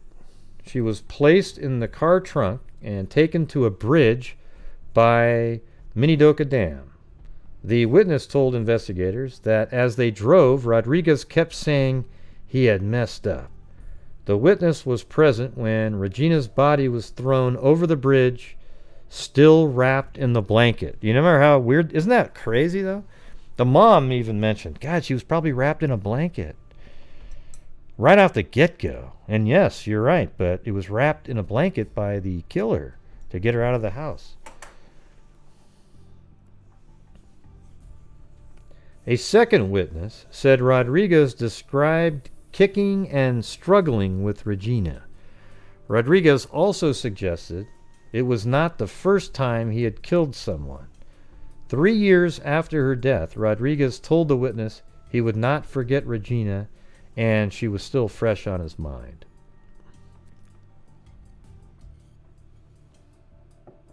The witness said Rodriguez told a woman in 2016 that he would make her disappear as well. The witness said they knew Rodriguez was referring to Regina when he said as well. The following year, Rodriguez told the witness police were still not backing off, but they would not get him, because you know how we do things, record said. Rodriguez told the witness police were still not backing off, but they would not get him, because you know how we do things. Yeah, you cover it up, right?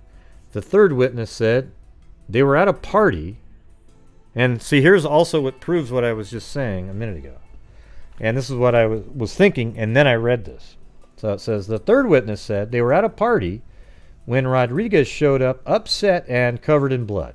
Okay, well, there you go. He had blood on him after he killed her in the house, killed Regina in the house. Then he went upstairs. He was in there for 30 minutes, so I don't know what he was doing.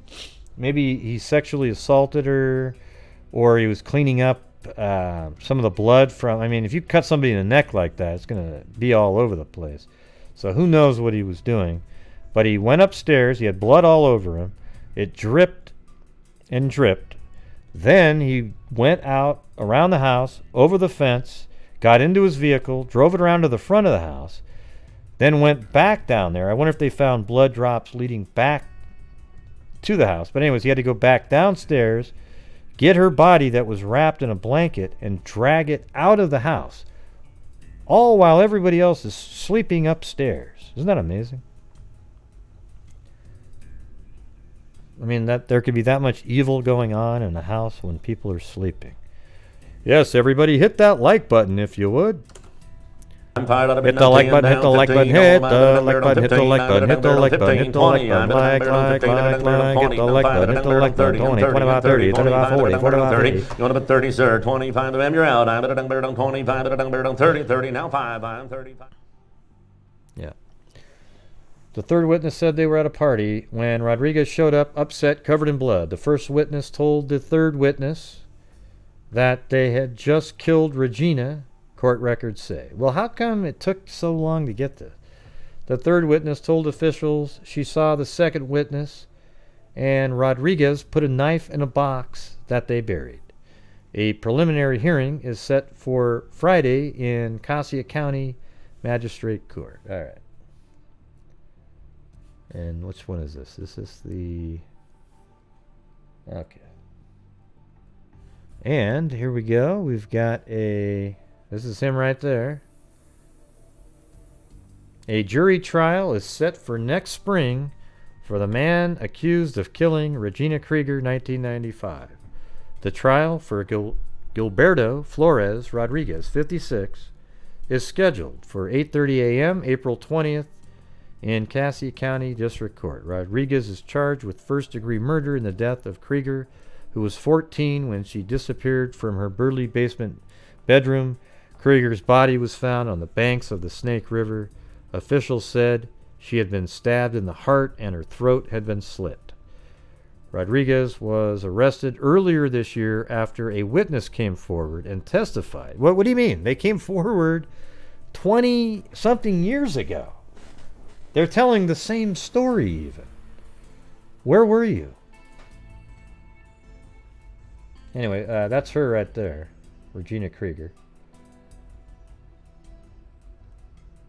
And there's the barbarian, Gilberto. Now, of course, yes, he's got to go to trial and everything. Okay. In my opinion, he's a barbarian.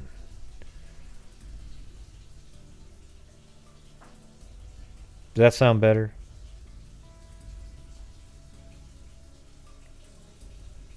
I don't really understand that gap in time there. Did they just forget it? Like, oh yeah. Do you remember the time when they said that that guy named Rodriguez was actually the killer and he did this and that and the other thing? I don't really understand how they just let that go for all those years. Were they just waiting? Because it sounds like they were completely on a different track for years and years and years after that. Anyways, I'll be back in just a moment.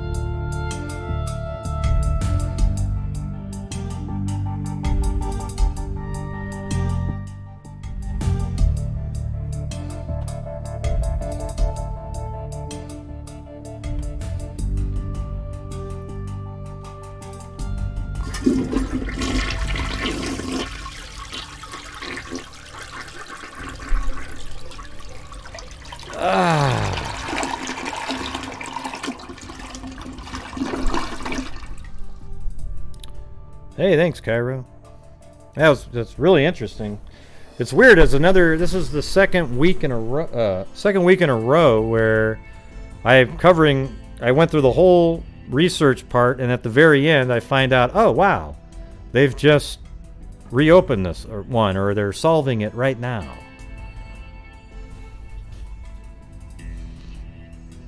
What are the odds of that?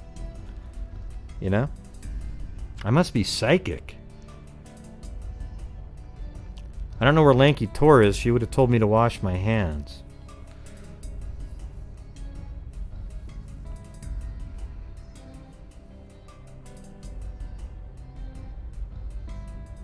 Yep, toilet humor. That's right, Kit Kat.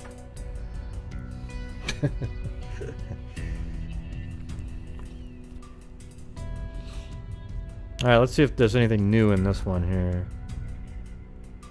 Oh, okay. Here we got some more. Rodriguez could face the death penalty. On February 28, 1995, Dan Krieger, Regina's dad, called 911 to report his daughter was missing. She was last seen by her father at their home on Oriental Avenue in Burley. Okay, so let's just take a look at this one more time here. If you do the street view, you can actually see what in the hell they're talking about here. Let me get it's over. This shot here is easier to see. All right, so this house right there. If you zoom in, you can see the fence there. Now there must be a door on the back of the house there also.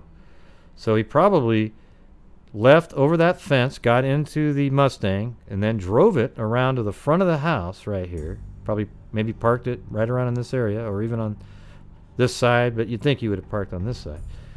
Then got her body and then took it out the front like this into the Mustang and then drove away.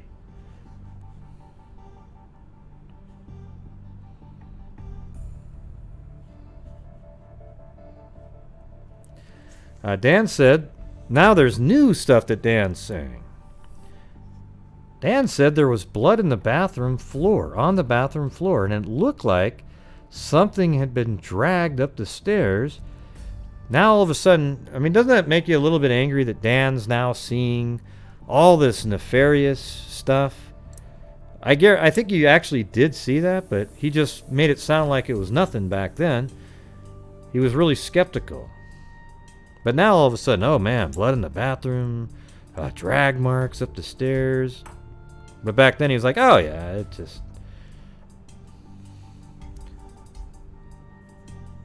And it looks like something had been dragged up the stairs. There was blood going up the stairs that led to the backyard of the residence, according to documents. On April 15th, I mean, I don't know, maybe he was trying to have a positive outlook back then. I just think it's a little strange, though, that he and his wife both were telling everybody how she probably just ran away and everything. And it just, nobody bleeds. If you're running away, you don't just start gushing blood. And then you still leave. Right?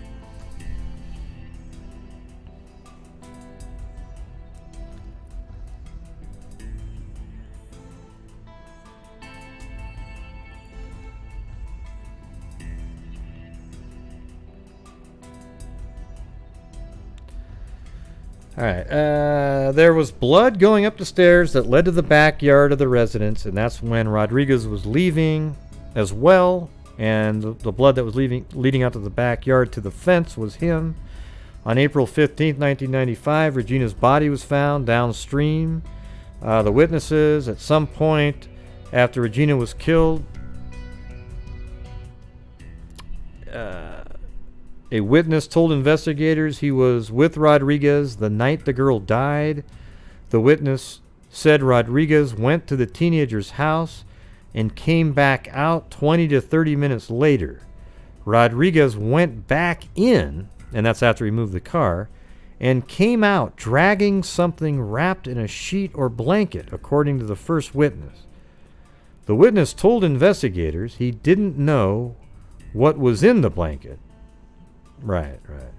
But Rodriguez placed it into the trunk of the car. The witness and Rodriguez drove to a bridge near... What did you think he put in there?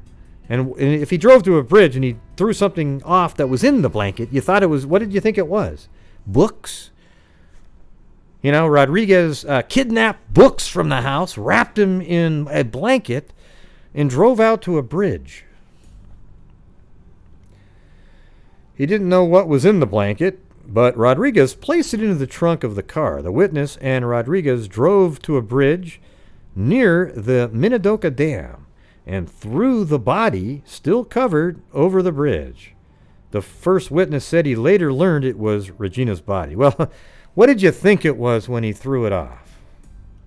He didn't later learn. You knew that that was a body. And then what was the whole reason that he told you you drove up to the house? Like, why did you show up to that house in the first place? Rodriguez repeatedly said he had messed up as they were driving, the first witness said. So he was driving, oh, I messed up. And then he throws a bundle of books off the bridge. Yeah, okay, yeah. Oh, what did you messed up? Oh, you picked the Encyclopedia Britannicas, not the Lord of the Rings sequel. I get it. I got you. God, I messed up. I should have grabbed those other ones.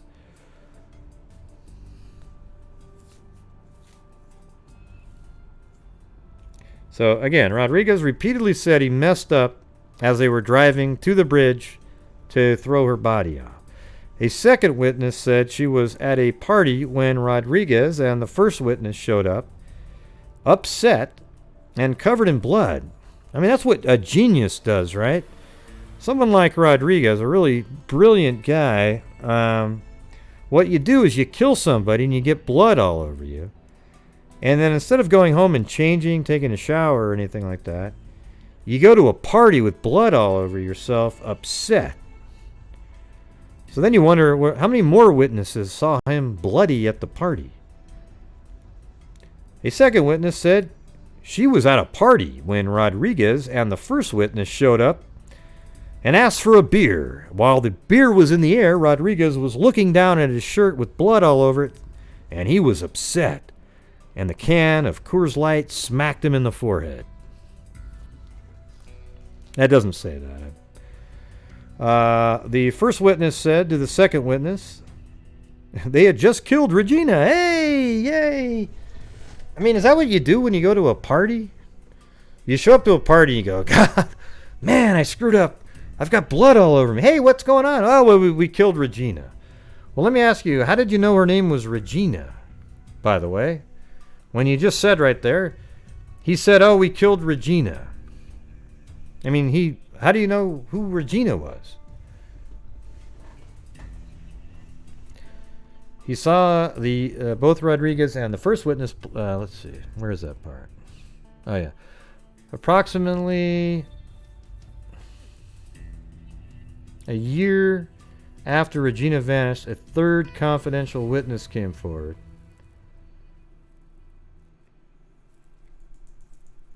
Let's see. Second witness said she was at a party when Rodriguez and the first witness showed up, upset and covered in blood.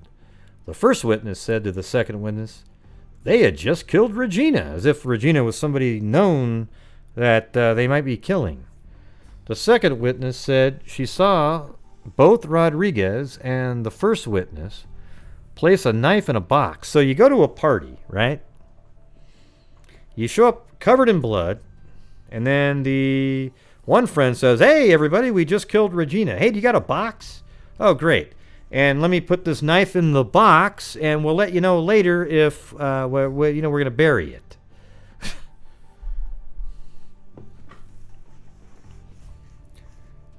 I mean, this almost sounds ludicrous, really. I mean, hell, Rodriguez might even get off, because the judge will go, that sounds stupid.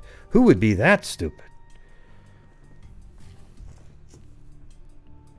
The second witness said he saw both Rodriguez and the first witness place a knife in a box and bury it on the property, according to the court document. So at the party, where the party was, they buried it. Hey, do you got any space out in your backyard, Jim? Oh, great, thanks. Yeah, hey, by the way, do you have an old shoebox? Thank you. Okay, yeah. I'm going to be placing this bloody knife into the shoebox. Don't worry about that. Where do you think in the backyard we can bury this, Jim? Oh, yeah, right behind the wheelbarrow there would be fantastic. Thank you very much. It's unclear where the knife was buried and if it has been found. I bet it has been. And if it's been found, that means this whole story is true.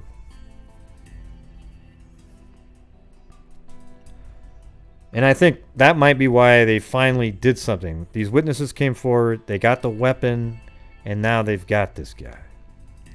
Approximately a year after Regina vanished, a third confidential witness came forward and said Rodriguez described to him kicking and struggling with Regina. That's right. Back to you, Jim. The witness told investigators Rodriguez said it was the first time he committed murder, according to court documents. So he described, Rodriguez actually describes how Regina was fighting him, kicking and so forth.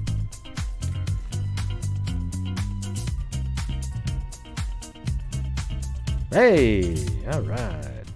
Thanks for the shovel. Back to you, Jim. Right behind the wheelbarrow, Jim.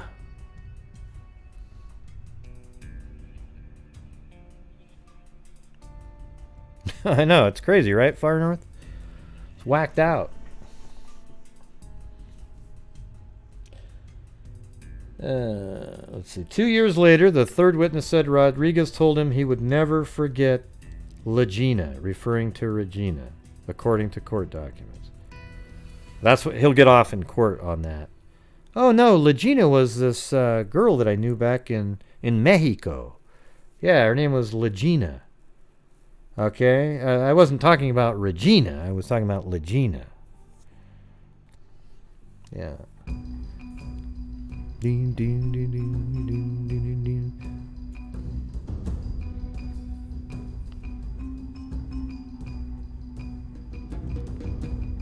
Hey, all right. Thank you for joining Patreon. I'm back, good buzz, and I'm a new Patreon freak. I need to beer bong some tequila after this last story. This third witness was told by someone not mentioned in court documents that in 2016, Rodriguez told a woman he would make her disappear as he had done to Regina in 2017. Rodriguez allegedly told the second witness that police were still not backing off. So that means police had been looking at him. But man, really, for 20-something years? But would not get him because, you know, how we do things. The motive for killing is unknown. Well, it's just sex. He's a monster. There's actually another story that reminds me of this one, but I can't remember it now. I remembered it earlier. Rodriguez was booked into the Cassie County Jail Wednesday without bail. He is scheduled for a preliminary hearing on March 1st. But the story is from back in February. So it's amazing. After all those years, I was just looking at the story, and then this year again, it looks like they're going to go to trial in April next year. So we're definitely going to have to follow that. So keep it on your radar. All right. So I think that's it for me tonight, everybody. Why don't you guys, you have any questions or comments?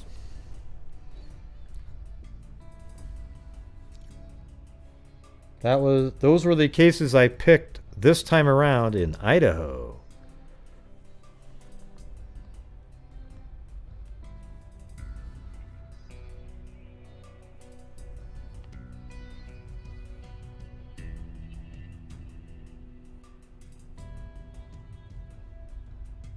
Oh, look at that. Yep.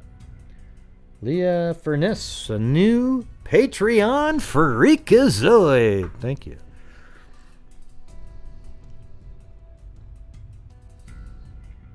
Yeah. I'm actually a good fly fisherman. I'm not one of the people that say they're a fly fisherman and they don't know what the hell they're doing. Okay? You see them snapping it back and forth like idiots. All right? If you don't really know how to fly fish, don't pretend that you know how to fly fish, all right? I can't stand watching people fly fish and go, oh, look, I'm a fly fisherman. They bring it way back behind them and then way forward, and it just looks like a circus. Yeah, well, you're watching the wrong Snake channels, River Wombat. Canyon You gotta be is a here. perfect Idaho flyby. Oh, I thought you were talking about fly fishing. But yeah. Yeah, I'll do that. Yeah, Snake River actually goes... I think Snake River actually goes through part of Oregon, if I'm remembering right. Or is that John? Ah, hell, I can't remember. All right, so when you're fly fishing, when you do it, this is how you do it. I can explain it to you, okay? You only move the rod back to about 10 o'clock on a clock, okay? So when the line's out in the water, you flick it back to 2 o'clock. So you flick it back to 2 o'clock. That's what I meant to say originally. So imagine a clock to 2 o'clock. So you flick it back and you hold it high up there. You don't make it go way back behind you like a weirdo. You flick it back to 2 o'clock. And then just as the line is about to completely unwrap, you flick it again forward to 11 or 10 o'clock. And it's after you flick it, then you can gently let the rod go down and the line nicely shoots out there. Okay? If I see any of you guys doing that crazy ass, S-shaped line in the air with the, just flacking it back and forth, boom. You'll get called out on the show. All right? Of course, I'll never see any of you doing that, so.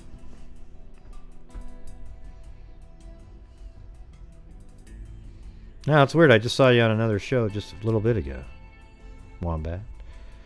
Well, hope you're okay.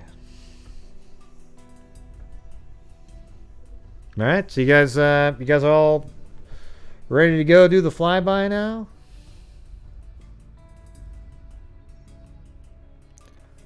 Sounds wonderful. Yes. So thank you to Leah Furness for doing the Patreon. Really appreciate it. And hold on.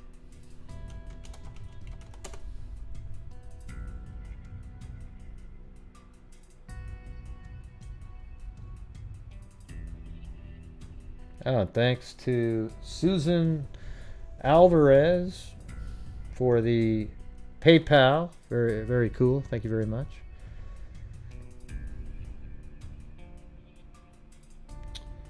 And now I gotta go to YouTube now.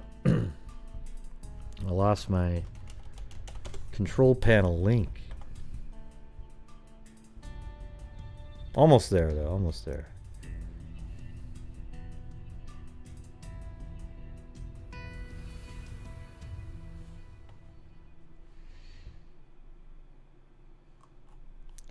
Okay, and thank you to Robin Frost from Australia. Sean Beecham again. Kit Kat. She started a mini wave. Sooner History. Lori Staggs. Sean Beecham again. Ace B, who said, I want to be part of the wave. Robert B. Support the channel. And then Cairo. Thanks for the shovel. Back to you, Jim. Leah Furness, I'm back. Good buzz, and I'm a new Patreon. And Cairo, talking about doing a flyby at the Snake River in Idaho. So did you guys find those stories interesting tonight? I mean, even back to the Peoples family? I thought they were pretty cool. Interesting, Unfortunately, they're not solved. Well, the last one seems like it's going to be solved. But they two of them pissed me off, though.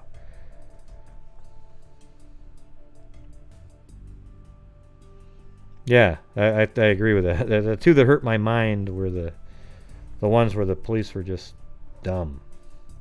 It's like, come on, guys. Wake up.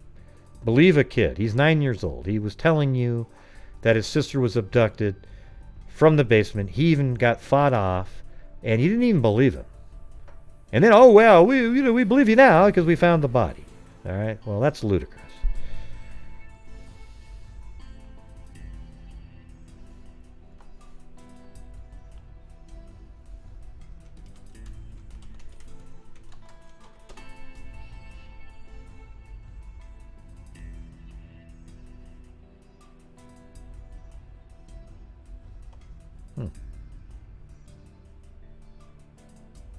Why is that line on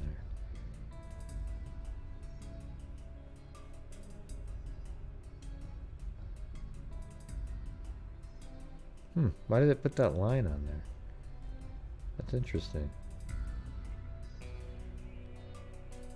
I didn't even put that there. That's really cool how it mapped it like that. Maybe I did do that at one point. I don't know. Do you think I could... Yeah, I can't do that. I don't like that there, though.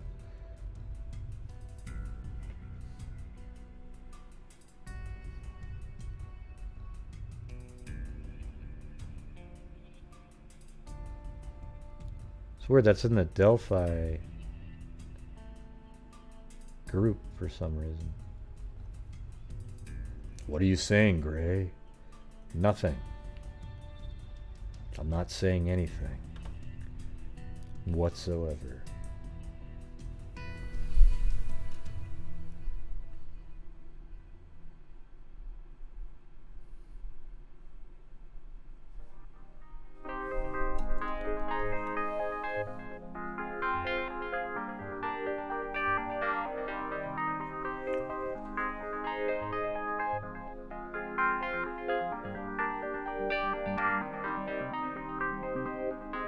Yeah, maybe I did.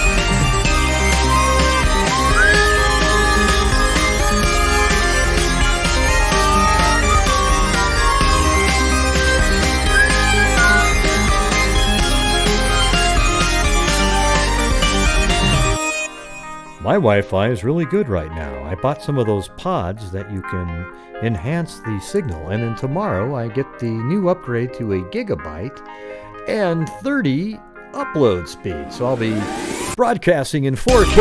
Yay! You can see all my zits and everything. I'm just kidding.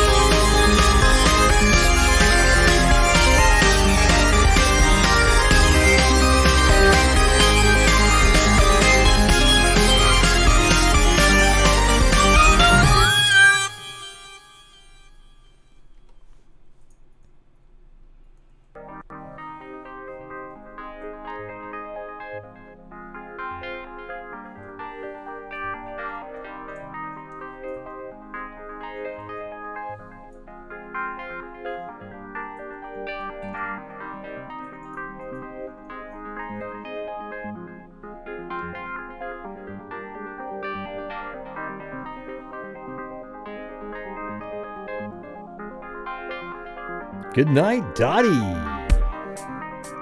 Caspian horses rock.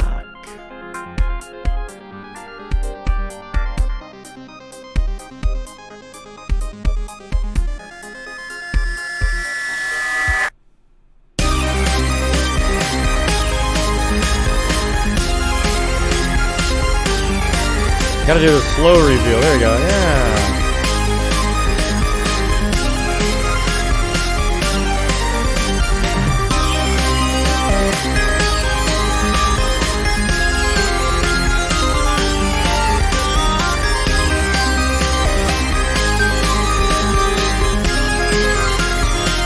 Oh, awesome. 101 mug.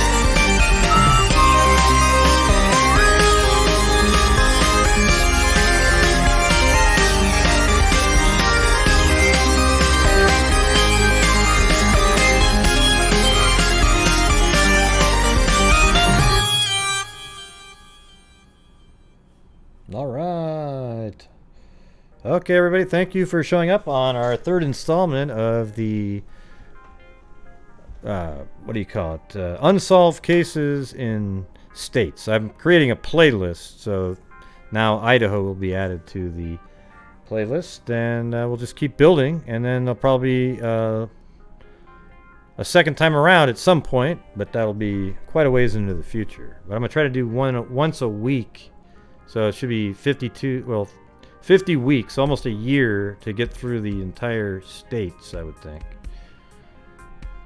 And then round number 2, because there's so many of them. Alright.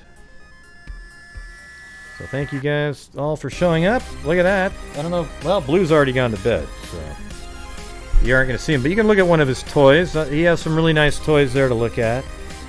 Fantastic toys, in fact. I know, it's not the same.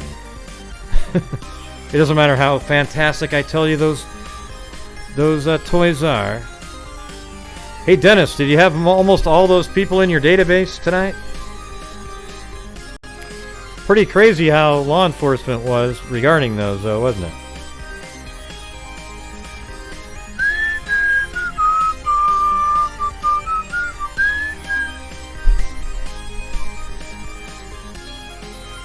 Yeah. All right, everybody. Thank you for showing up tonight. And as I always say, until next time. Wait, hold on. Let's see if I can time this. Anyways, be safe out there.